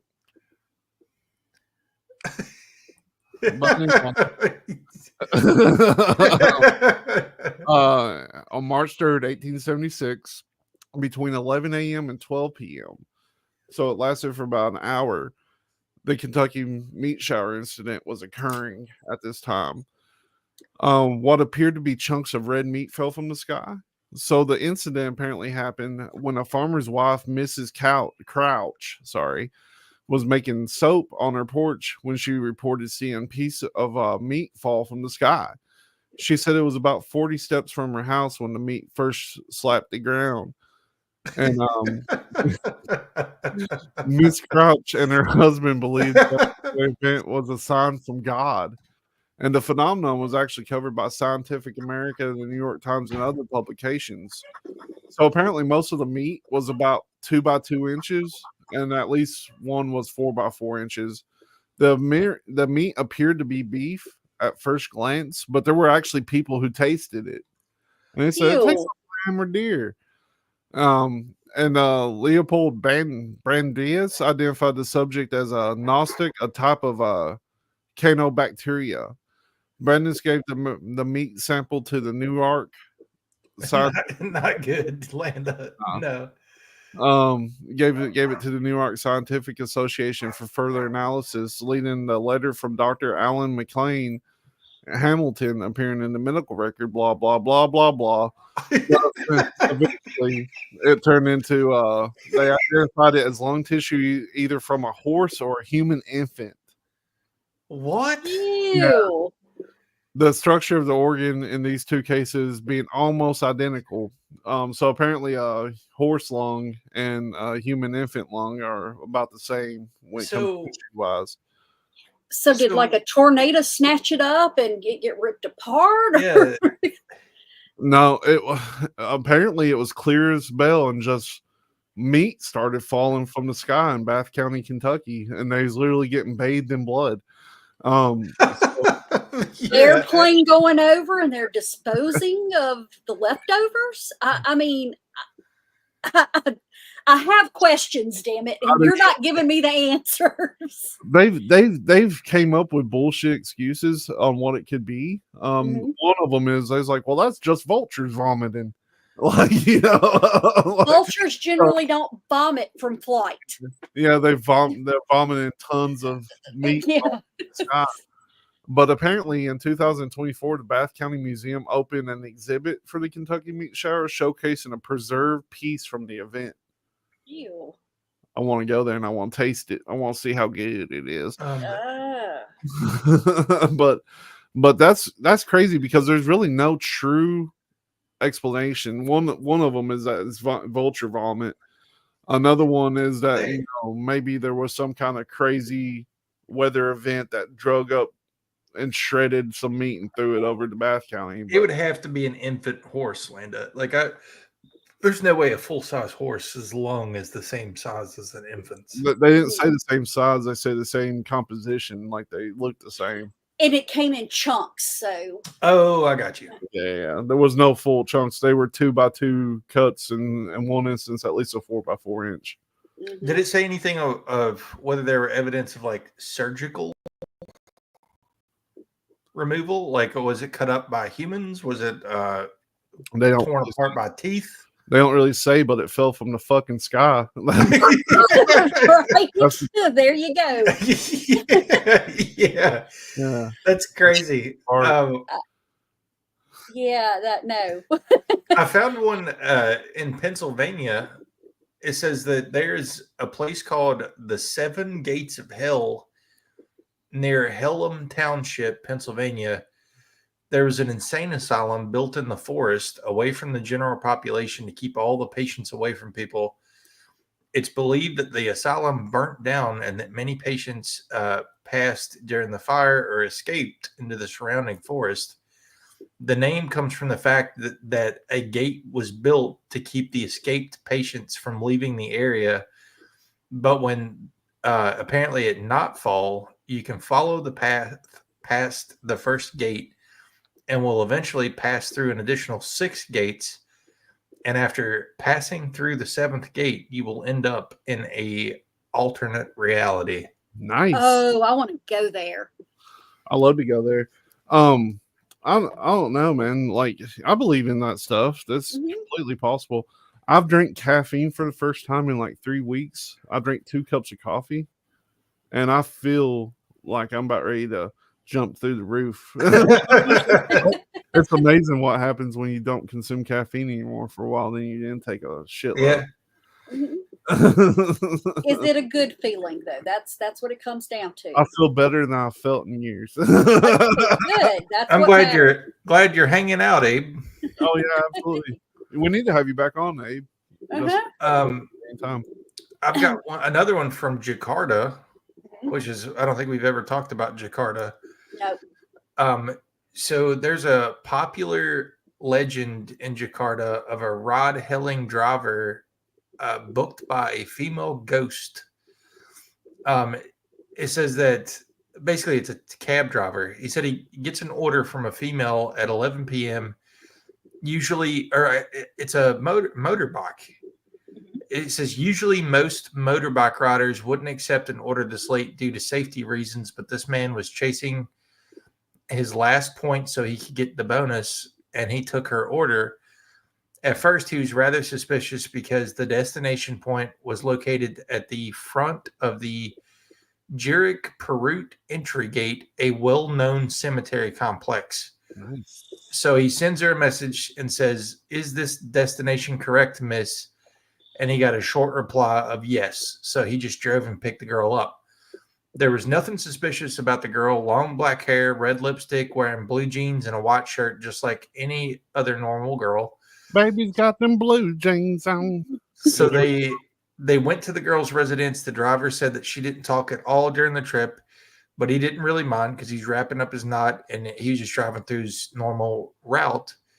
The distance between the pickup point and the destination wasn't far, only about 2.5 miles. He knew the road very well and estimated that they would arrive in 5 minutes or less. When they were about to reach the destination, he asked the girl, "Where should I drop you off, miss?" But there was no response or answer from the girl. He looked in the mirror and almost fell off his bike. The girl wasn't there anymore, but that wasn't the worst part. When he looked around, he suddenly realized that he was inside of the cemetery complex. And at that moment, he wasn't like where he thought he was. He was inside of the cemetery complex. He drove frantically to the gate and went to a 24-hour coffee shop nearby. There were a few customers there. The shop owner looks at him and asked, "What were you doing in the cemetery at 1 a.m.? He quickly checks his phone, and it was right. It was 1 a.m. now. He then opened the Ride app to check the order from that girl, and as you would guess, there was no order from her at all. What? And he was still one order less from getting his bonus that day. So he lost 2 hours in a 5-minute period. The scariest thing about that is he didn't get the bonus. Bonuses matter. I mean, that's creepy. That's kind of a play off of really old stories, though. You know, like the taxi driver that picks up the girl at the graveyard, or picking up the woman walking down the road, and she's like, "There's my home," and it's a graveyard. You know, just like this one, the ghost of Hot Rod Haven. I think he's looking for good titles now, Tully. Hot Rod. This one's a really quick hit. It's basically the same story you've always heard your whole life. And Hot Rod Haven is a local racing spot down the road from the Jefferson Memorial Forest. It's a space marked by tragedy. In 1946, a young couple reportedly died on this road after the driver lost control of his car and flipped it. However, they didn't both die, or did they? Apparently, it killed both of them. What? I don't know. I was just messing with you. It killed both of them instantly, and they're buried in the same graveyard under a shared tombstone. According to locals, though, at night you can still see the pale figure of the young girl dressed in a formal gown, wandering beside the road between the cemetery and the curve where the car crash occurred. Dun, dun, Wow. dun. Wouldn't that be crazy to walk up on? There's a tell, and I used to use it to my advantage because I've always had cars that were less than new. I had a 1992 Ford Tempo, if anybody remembers what those are. And when you open the door, the light didn't come on. So there's a tell of this exact same story, by the way, of a place called Cotton Bend, where we grew up in Manchester, Kentucky. And apparently when you're driving through Cotton Bend, it's old dirt road. It's still dirt to this day. If you stop, a girl will get in the car with you and you have to take her down the road. Well, I used to go up there and take people when I was like 15 or 16, 14, you know, drive them up there. And I'd stop, and where the lights didn't come on, I'd crack my door just a little bit and then slam it and scare everybody. So let me ask you, do you have these up in Kentucky? I'm sure you probably do. We have places where it's like a bridge, but it's not like there are no sides on it. It's just going across a damn gorge or a like a slab. river. Yeah. Concrete. Okay, I don't drive across those. I don't want to ride across them, but I damn sure don't drive across them. I've drove across them when it was flooded. most of those where we grew up they're all high water bridges. Yeah. Because like I said, I remember the first time my dad used to be big on let's go ride, you know, and we would just go out riding, you know, wherever. And he would come across some of these old bridges that were like wooden, that, you know, the slats were doing this number the whole time you were going across it. But I was a teenager before I ever went across one that didn't have sides and stuff. And that just freaked me the hell out. Because it's like, stay in the middle, stay in the middle. Ours are concrete slabs, but anytime it floods, we used to do the same thing. Me and Dad would go around, and if we came across one that was flooded, he'd be like, you see where the water's breaking? That's the edge of it. So just keep your wheels straight on there. And we'd drive across it. Oh, hell no. Not me. I drove across them when they were flooded too. It's a unique experience. Yeah. Well, see, I also have a bridge phobia and overpass phobia. And it's not that I'm scared I'm going to drown or fall off or anything. Mine is claustrophobia.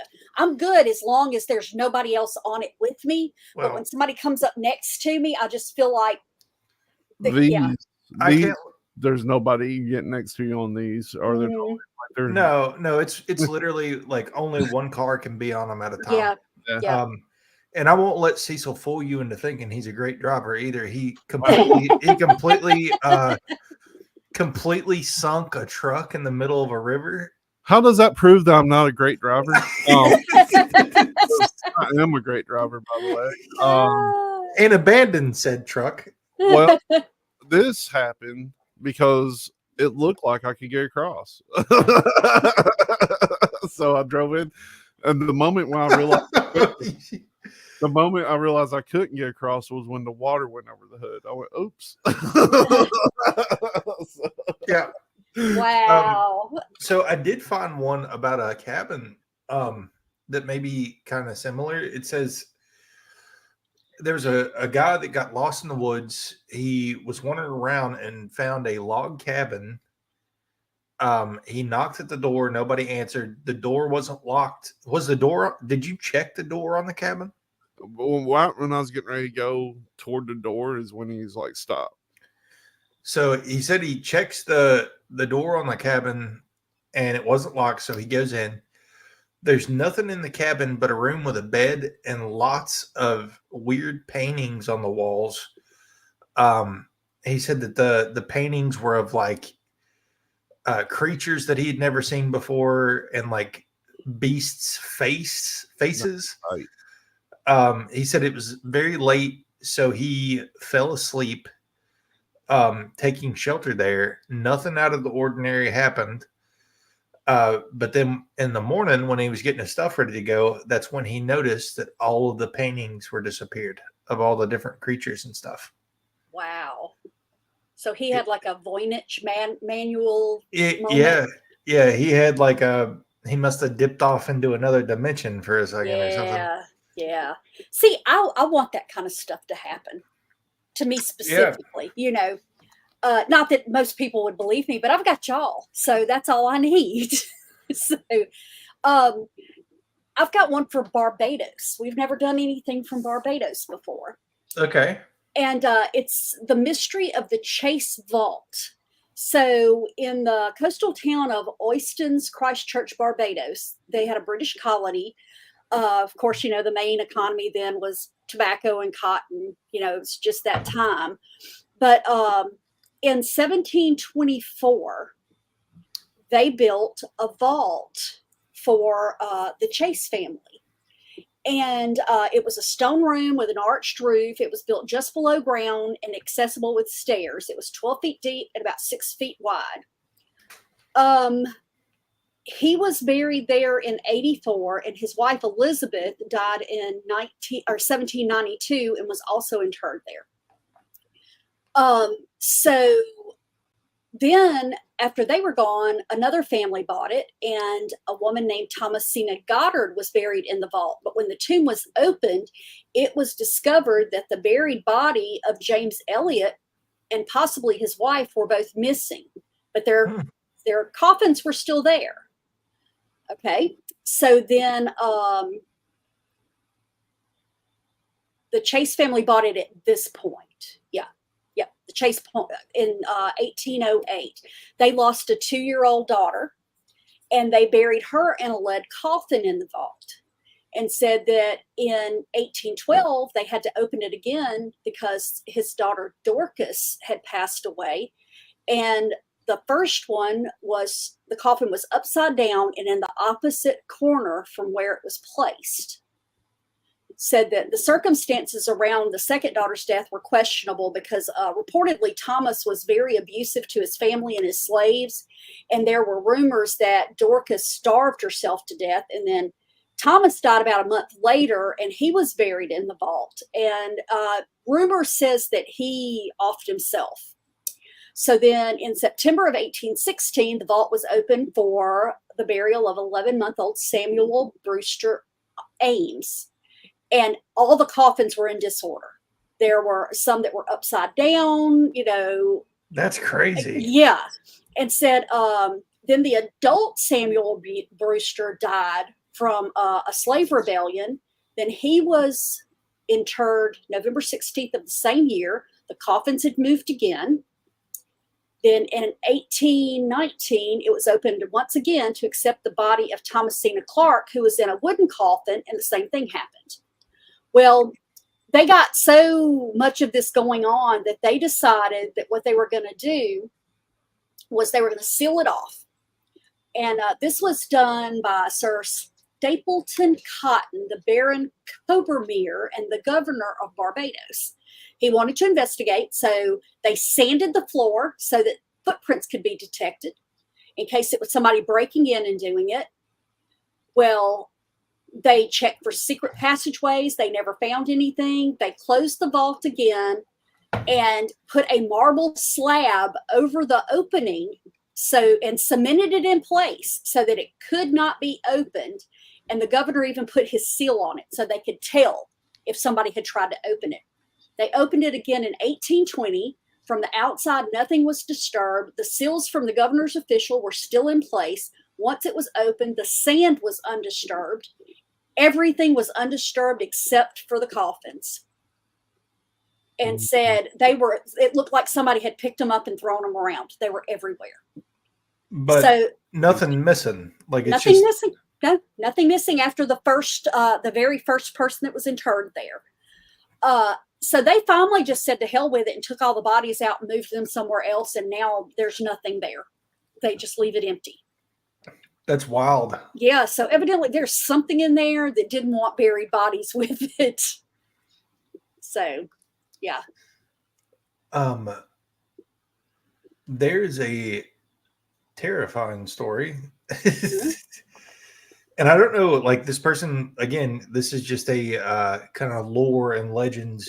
So there's a tale of a kid's story told from the kid's point of view. It doesn't say where, but it said that he's going to bed and he remembers that his mom came to tuck him in and wish him good night, but she doesn't leave. Instead, she lingers at the foot of the bed, just smiling at him. He's looking back at her and slowly realizes that something is off. Increasingly becoming more uncomfortable, he asks, "Mom," and she only replies, "Good night, honey," and continues smiling at him, a seemingly wider and wider smile to the point where it's almost unnatural. The boy's instincts tell him to not look away and to not fall asleep, because if he does, he would never wake up. So he waits and he throws the covers over his head, tightening them like a shield, pretty much. The more he pulls down into his bed, the more she seems to loom over him, to the point as if he thinks that she could be right above him, nearly face to face. He's sweating, his hair standing up, his grips knuckle white, and he peeks out and says that her eyes are a gleamless black and almost like a leathery, tight smile running ear to ear. She says, "Good night, honey," and his only thoughts are, "Don't fall asleep." And he falls asleep and wakes up and recalls his story. Well, that's uneventful. Well, when you say smiling unnaturally, that takes me back to From, because now when somebody smiles too long, I'm looking at them like, what the hell are you smiling about? Yeah. That's creepy. I've got one if I can find it again. Have I ever told the story of the Bride of the Cumberland Falls? I don't think so. So nestled in the Appalachian Mountains, there's a beautiful scenic fall. And the interesting thing, I think it's now the only place in the world where you can see a moonbow. It's called Cumberland Falls. Yeah. In the 1950s, a young bride enjoying her honeymoon met a fatal end that haunts the park to this very day. In the early evening of their wedding day, the excited newlyweds took a walk through the park, and still in clothes they were married in. So they were, honeymooning at the falls.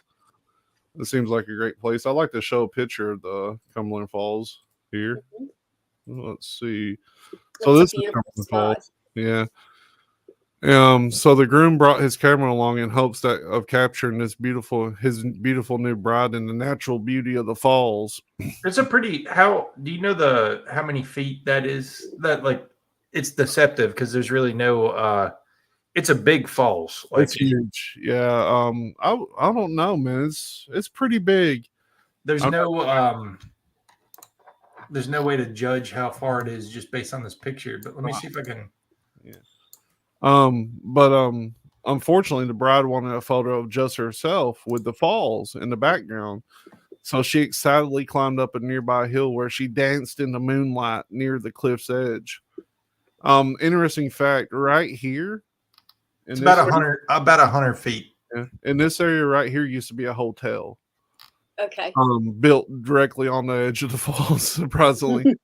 So when she climbed the cliff's edge, she lost her footing and slept off the edge, hit her head on rock, and tragically drowned in the falls on her wedding night.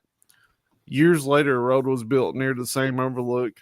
Visitors have reported seeing the young bride run in front of their vehicle, but when they stop to look at her, she suddenly disappears. She also seems to appear in the night of the moonbow, which I've been there during the moonbow. Totally, you've been there during the moonbow. Tourists report seeing her float out of the water when the moonbow is at its peak. The story has left such an impression on the Cumberland Falls that the cliff where the bride fell to her death is known as Lover's Leap. Now, this right here is a picture of somebody took of a couple standing right down from the falls. This is within eye shot of the falls. There's no easy way to get to this place either. No. It's like straight up a mountain behind them. I was going to say, and look at those huge ass rocks. Yeah. Now, if you look at these people right here, especially right here, which you can't really see a good thing, but they're ghostly white. I'm wondering if the groom has joined her in the afterlife, because as you can see, she's dressed in a white dress, which would be period piece for the 1950s. Yep. In this area. And this guy, some people say that he looks like he's dressed in 1800s, but this is a 50s era Kentucky man. Actually, this is like a 1990s era.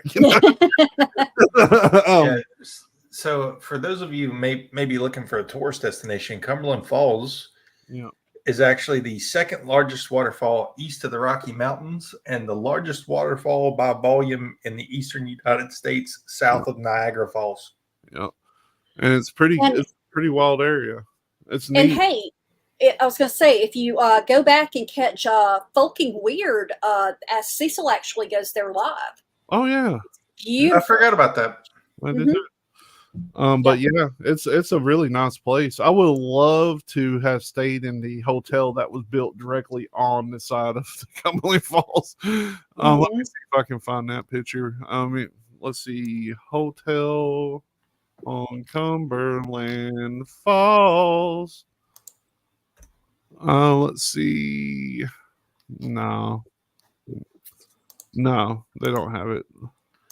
I was trying to find a picture that could give it some perspective, but I really don't think you're going to get the full perspective until you actually go and see it yourself.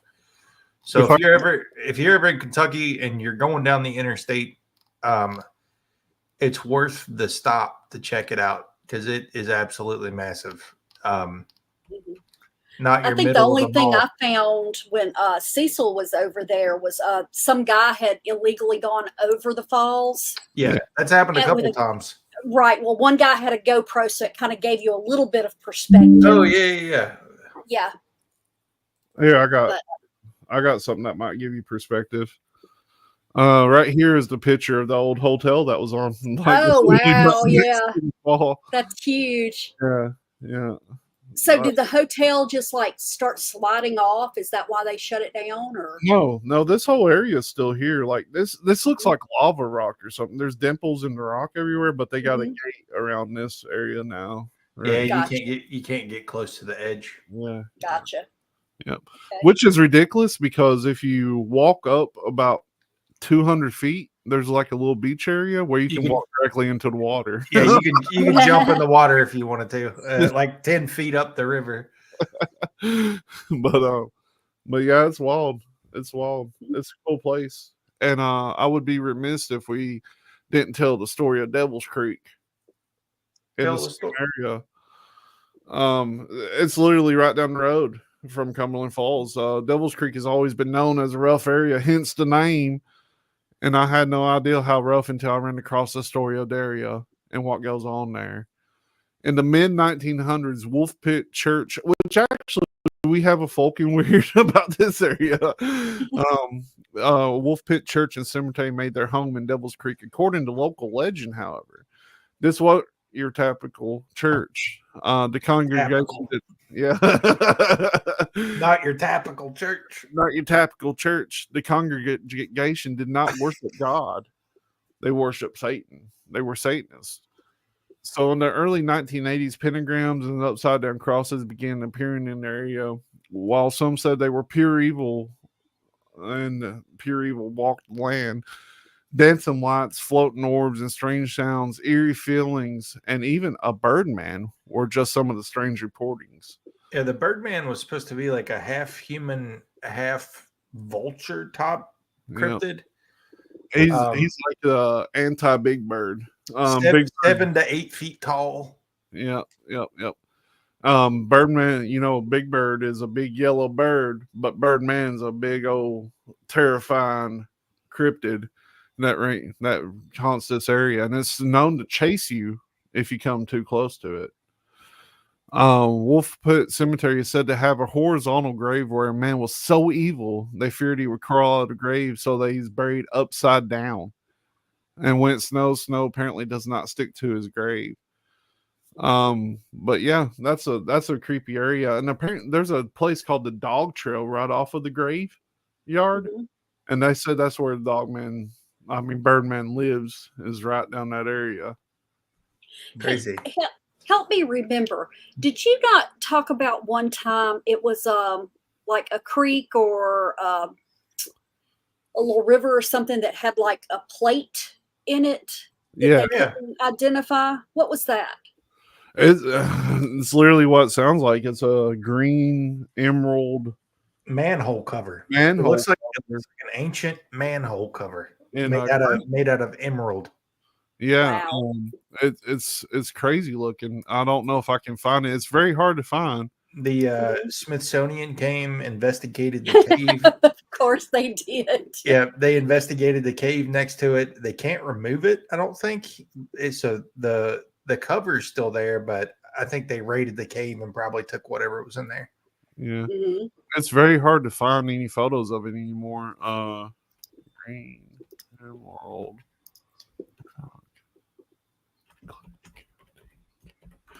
But yeah, even when I'm searching it here, it's just pulling up nothing to do with it.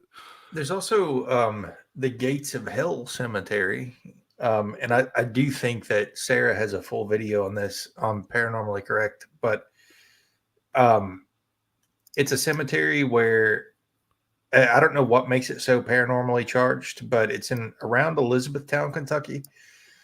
And apparently it's such a hot spot that your car battery will go dead while you're there. Usually you hear about electronics going dead and stuff. But your car battery will go dead. Some people say that it's more paranormally active during the day than at night, which is kind of weird for a cemetery.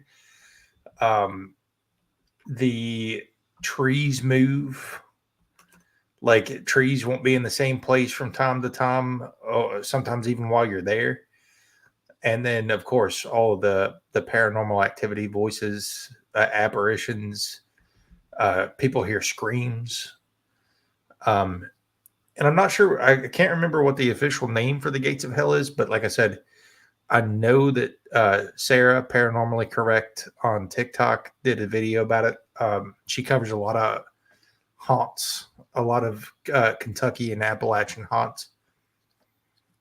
Oh, this is totally not related to anything scary, but my daughter said it to me because she knows I have friends.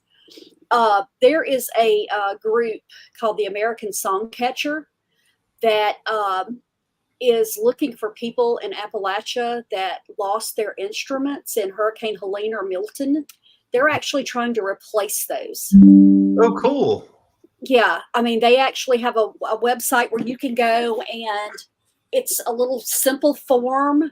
You click receive instrument, and somebody will contact you to see what you lost and see about replacing that. That's amazing. Mm-hmm. That's neat. Right here is that rock. Okay. So in Clay County, Kentucky, this isn't a creek bed, so they cover it up whenever they're not showing it to people because they can't remove it. Mm-hmm. But if you look at this, it's just When you see it in person, it's bright. It's like a brilliant green, like or emerald, Yeah, essentially. it looks kind of muddy here. Like there's other pictures of it where it is like almost like an electric green color. Yeah. Mhm. Near a cave. A cave that you can't enter, by the way. Smithsonian raided the cave. So Story tells that before they started going out there, if you went into the cave, it had these vibrant paintings from Native Americans or what they think are Native Americans, all over the walls with all kinds of crazy stuff. And they say you can't go in because they don't want the paintings disrupted because they're so well preserved. But if you go back and watch another episode of Folk and Weird, there was a huge rock found not too far from this, maybe 10 miles or so, that fell off of a cliff that has all different dialects on it. like languages from all over the world, right? Yeah. So there's a real belief that this cave has proof of like people, like basically advanced people here before, Or at the bare minimum, like an intercontinental What's the name of that presence. What's the name of that creek? Do you know? Doubles Creek. Yeah. I know exactly where this is, and I have been so tempted to go and try to get into that cave, but I've also heard that there's armed patrols there. Gotcha. And to get to it, like there's no road to it. You have to walk through the woods for like a mile or so to get to it. It's wild. Mm-hmm. But yeah. There's somebody in Vietnam posted that in Vietnam, there's a superstition that there's a type of tree that if you care for it and feed it things like eggs and meat, that it will give you the power to see into the future or the past. But if you start feeding it and forget to feed it, that you will either go insane or die. Sweet. Which is crazy. That's a very specific Vietnamese urban legend. Mm-hmm. Yeah. I didn't bring this week. I'll have to put it on the list for next week. There have been new Mothman sightings. Yeah, I've read about them. We should talk about that. Yeah.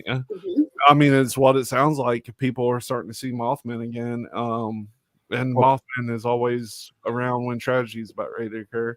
Was it in Illinois again? Yeah, it was in Chicago. And they have, which we can talk about this more on the Friday show for sure, but they have been wargaming massive earthquakes in Chicago. So that does not bode well. On the New Madrid. Yeah. And then Mothman shows up. You don't want Mothman showing up in the middle of your earthquake drills. No. That would be when I'd be like, I'm just gonna go on back home. Right. The mulberry black thing. Well, and do you it seems like you do start seeing more stuff when there's more unrest in the world. So it's almost like a harbinger when you start seeing more of these, strange and unusual creatures. Mm-hmm. I'm really starting to think that Mothman is probably somebody from the future in a suit. That's coming back to be like, I want to witness. That's one of the most popular theories. I want to witness this horrific thing. Like maybe it's just there to see it. To document it. Well, yeah. And if you don't know that theory, there's a theory that that what people perceive as the Mothman is actually a suit. And it started, there's actually I don't know if it was a CIA or it was some kind of governmental base that's very close to Point Pleasant, West Virginia, where it was first seen. And somebody said that basically that in the future, at some point, humans develop the ability to come back, but that they've edited their genes so much through DNA editing that they live a very long time, but their immune systems are just completely broke. Mhm. So they have to be in like an advanced, almost like a mech suit, because they also don't have muscle development. Mhm. Which tracks like with aliens and stuff. The depictions, they're always skinny, don't really have a lot of muscle development, but say that humans edited their genes so that they could live a very long time, but they can't. They're not muscular. They don't have immune systems, and if they weren't in the suits, they would contract just a cold and pass. But that they're coming back to observe humanity to try to figure out how to recover their immune systems. Yeah. Mhm.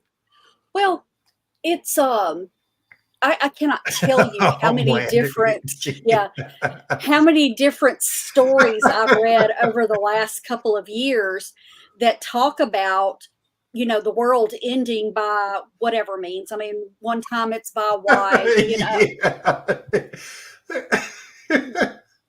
Sorry, Morgana. No, it's fine. It's fine. But like I said, you know, one time it's by ice, one time it's by something else, but all of them have the same premise that it ends up being us coming back because we either gave it a directive of don't let anything hurt us and we start hurting ourselves so bad that they take us out, or that we just can't understand them because they're so far advanced. Yeah. And it's us coming back from the future to try to save us and stuff.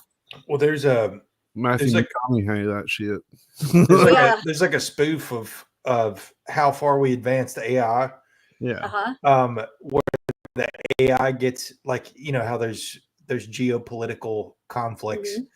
The AI gets so advanced that all of humanity's ended, but the AI is still attacking each other from other countries. And every like 3 hours, this bomber plane goes on a bombing run in this foreign country. There's no humans left. And there's literally a skeleton in the seat of the aircraft that's bombing this city continuously every 3 hours.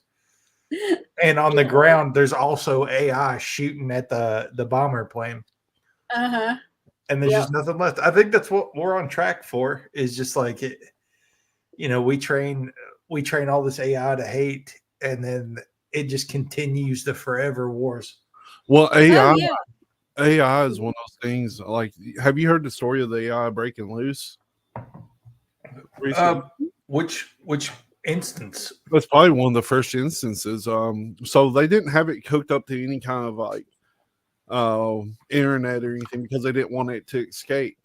However, there was a one of those robot vacuums next, like, that they had in the lab or whatever.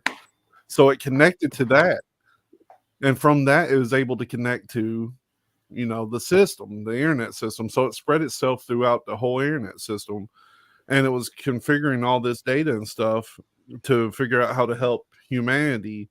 And the ultimate thing that it found to help humanity was to eliminate humanity. Yeah. That reminds me.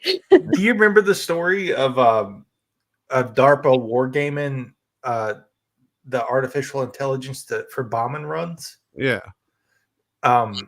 They could not train it to stop, because it would what's it called? Not equal casualties, but just like I'm lost on the terminology but basically that it was okay to kill your own people as long as you were completing certain aspects of the mission. Yeah. And they could collateral damage. Yeah. Oh yeah. They couldn't train it out of collateral damage, because regardless of how they trained it, it would always find a way to be like, to like justify collateral damage in bombing runs. Yeah. You've met us, right? Yes. You know, as a race. I get that. I don't know about you all, but I think I'm pretty damn cool. See, but I've always said I love individuals, but as a species, humanity sucks. So, you know, I've got like a big handful of us that I'd like to just find a little island for, and the rest of them could just take themselves out. I have this fantasy that I could stop time and bring people to my level and everything else still be stopped. I want that to happen. Like, I want to be able to unfreeze people. That'd be so cool. Have you ever heard of the mulberry black thing? No. This happened in Whitley. Have you guys ever had a mulberry, by the way? Love them. I had one on my when I lived in Yazoo City. There was because you hear the thing as a kid. Here we go around the mulberry bush. A mulberry is a flipping big ass tree. Yeah. Because we would have to get up on our back porch, which was 4 feet off the ground, and pull the limb down. Mulberries are kind of rare in Appalachia now, but growing up, we had one behind the house. It's like a huge blackberry almost. Yes. Oh, they're so good. Well, what's the mulberry black thing? Well, this is told from a first person. So for as long as I can remember, I have heard the tale of the mulberry black thing. No one knows exactly what it is or where it came from, but it's said to be controlled by a witch from Mulberry area of Whitley County, Kentucky. They got a casino over there now. Many people saw it in many different forms, from a black panther to a headless man. Some say it's just a damn shapeshifter. When you encounter the mulberry black thing, the air gets still and dense, and you feel a chill run down your spine, and then it happens. What happens? You're mauled by a black bear. Your car stalls. You may even look over and see a dark shadow sitting beside you. No one knows what the thing is or where it came from, but if you're going through Mulberry at night, I'd be careful. You don't want the mulberry black thing to get you. Crazy. I don't know what that is. It's right down the road from me. I might go over there and figure it out. You never know. Give Mandy your phone with the record on. We give totally shit over not filming the Lady in Black at the graveyard, but I now have seen a UFO. Mandy can vouch for it. We was driving. It's late at night. We went out for some ice cream, and we were driving. Tune in to see Cecil get mauled. Yeah. But we were driving back through town, and Mandy looks up. She says, "What is that?" And it's a huge bright light in the middle of town, just sitting there lingering. And I was like, "That's a friggin' UFO." I was like, "That's a UFO." So I whipped into a parking lot and spun around real quick, breaking up my phone. And when I jumped out, it was gone. Well, that wasn't what happened to me. I was too pissed off at the GoPro to do anything about it. All I'm saying is there's things that happen to where you can't film it. like I was like, get your phone. And I whipped into the vape shop parking lot. And by the time I jumped out, it's gone. No helicopter sounds, nothing. It's just eat it. It's gone. That is a very tentative, totally I understand, without him having to say totally I understand. Listen, I was so mad at that GoPro, and that's the only cemetery that happens in where it turns itself off like that. Because it's a hard press to turn that GoPro off. Yeah. I was so mad at that. There could have been a whole spectral family. Half her body could have been missing, and I'd have still been pissed off at the camera. It does happen. So, have y'all heard of the legend of Hawaii's night marchers? Yes. Yeah, I actually have. Tell that one. Okay, cool. So evidently this is not one Hawaiian island. It happens on all the Hawaiian islands. And there's a haunting legend that is known to the people of the islands. It's the legend of the night marchers. And I am not even going to try to say this word in Hawaiian because I'll butcher it to hell and back.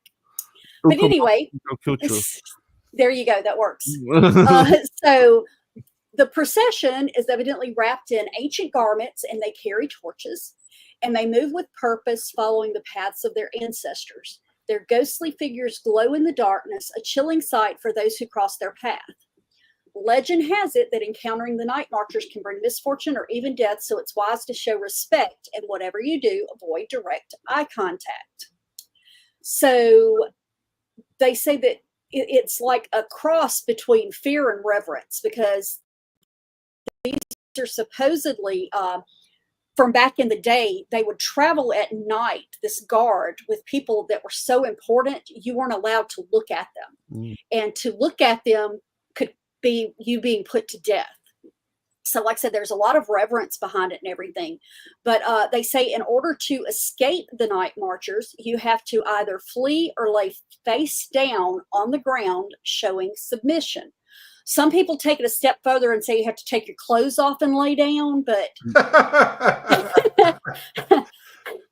I don't know if that's everywhere or just in certain areas. But so evidently,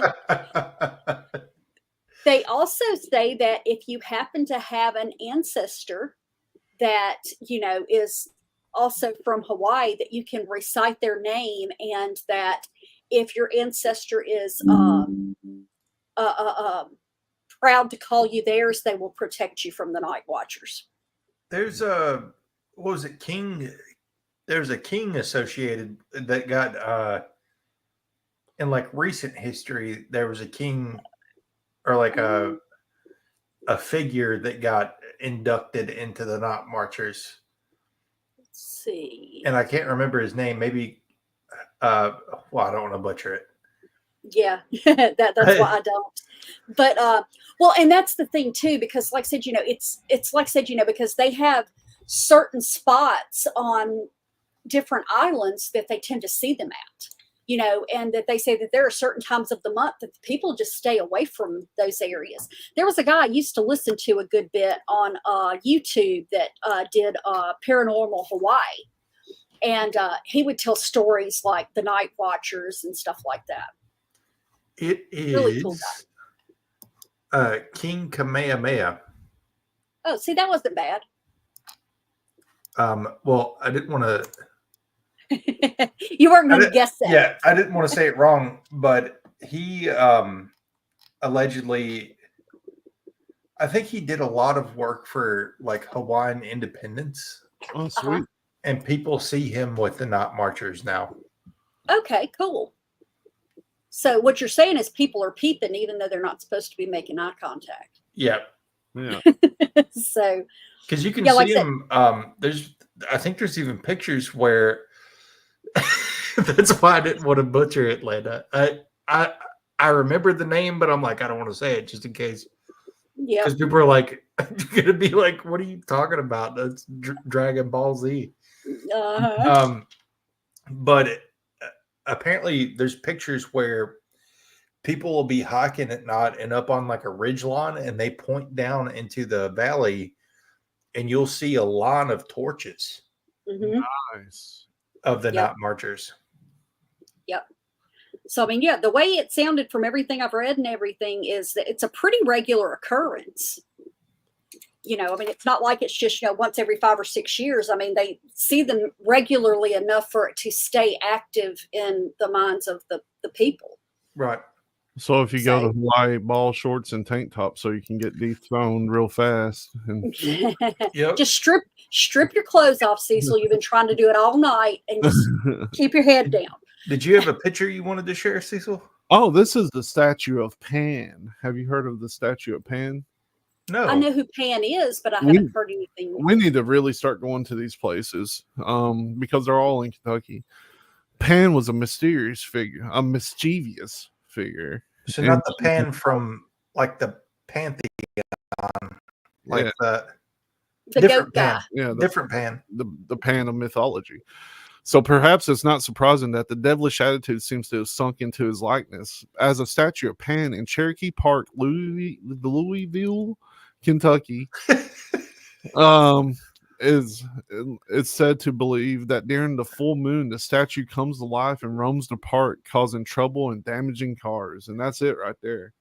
That's terrifying. But that is Pan. That's him. Look how mischievous he is. That looks evil. That does not look mischievous. Yeah, that is not cool. That's in the graveyard. Does he have the little horns? No, I don't see him. But okay. Yeah, look at that. Crazy. Yeah. But yeah, we need to go visit that one. Well, we've been running 2.5 hours. Do you guys realize that? Yeah, I've seen And, that. and Cecil, you were worried about us not having enough stuff. Well, that's true. Yeah. Was. I think 2.5 hours of spooky is good. That's probably a good stopping point. Crazy pan statue. Yeah. In Kentucky. We do have some more. Obviously, we've got our Friday show every Friday. Weird news, oddities in the news that you may have missed because of all the craziness going on. So tune in at 7 p.m. for that on Fridays. But we are working on some Saturday stuff. I'm sure we will have a crazy, at least one or two crazy Saturday shows in November. What else do we got going on? If you're watching out there and you don't already follow us, so that you can know when we're going live. Do we have anything coming up? Anything weird? No, but I'm looking into doing some T-shirt designs, and right here's the one of Tully that I really want to put out. Are they?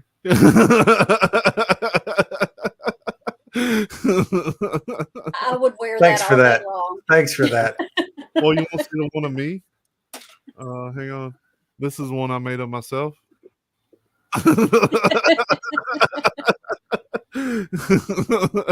So I'm thinking about putting out some T-shirt designs. I'm working on a few. And if we ever do, we'll go ahead and send you all the link to do that. I'm thinking about maybe just make them for ourselves. And of course, you got the one for our business cards that I might throw out. The initial conception of the business card. We need to get you on. Yeah, we gotta add. I need to add Morgana into the astronauts at the bottom. That's always showing. I need to figure out what to put you on. There's so much there that you could choose from. but yeah, we just appreciate. Did I ever show my baby picture? I have that on my phone, but I don't know if you've shown it to the general public yet. But we appreciate everybody hanging out and sharing some spooky stories, urban legends from around the world. I don't know, maybe we'll do another government projects episode in November. That was a pretty good one. And we did not get really even started good. No, there's so many. There's plenty that we could do. But it's nice to take a break from conspiracies and do some paranormal stuff from time to time. Oh yeah. I love paranormal stuff. It's my original live. I always liked it. But I think that's kind of where we all got our start at. Yeah. But yeah, you know where to catch us at. You can find us on all things except BitChute is giving me troubles when I try to upload. So it's like 13 episodes behind. One day I'm going to sit down and just upload a shitload of stuff to it. But even when I was uploading stuff, it's putting everything out of order and everything like that. So it's kind of aggravating. Yeah, I noticed that.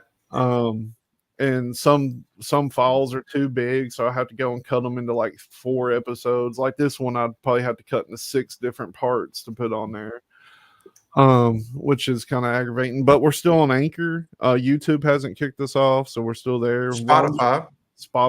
If you're driving and want to listen to people ramble while you're driving. Spotify is up to date for the most part. I need to put up yesterday's episode and this one, of course.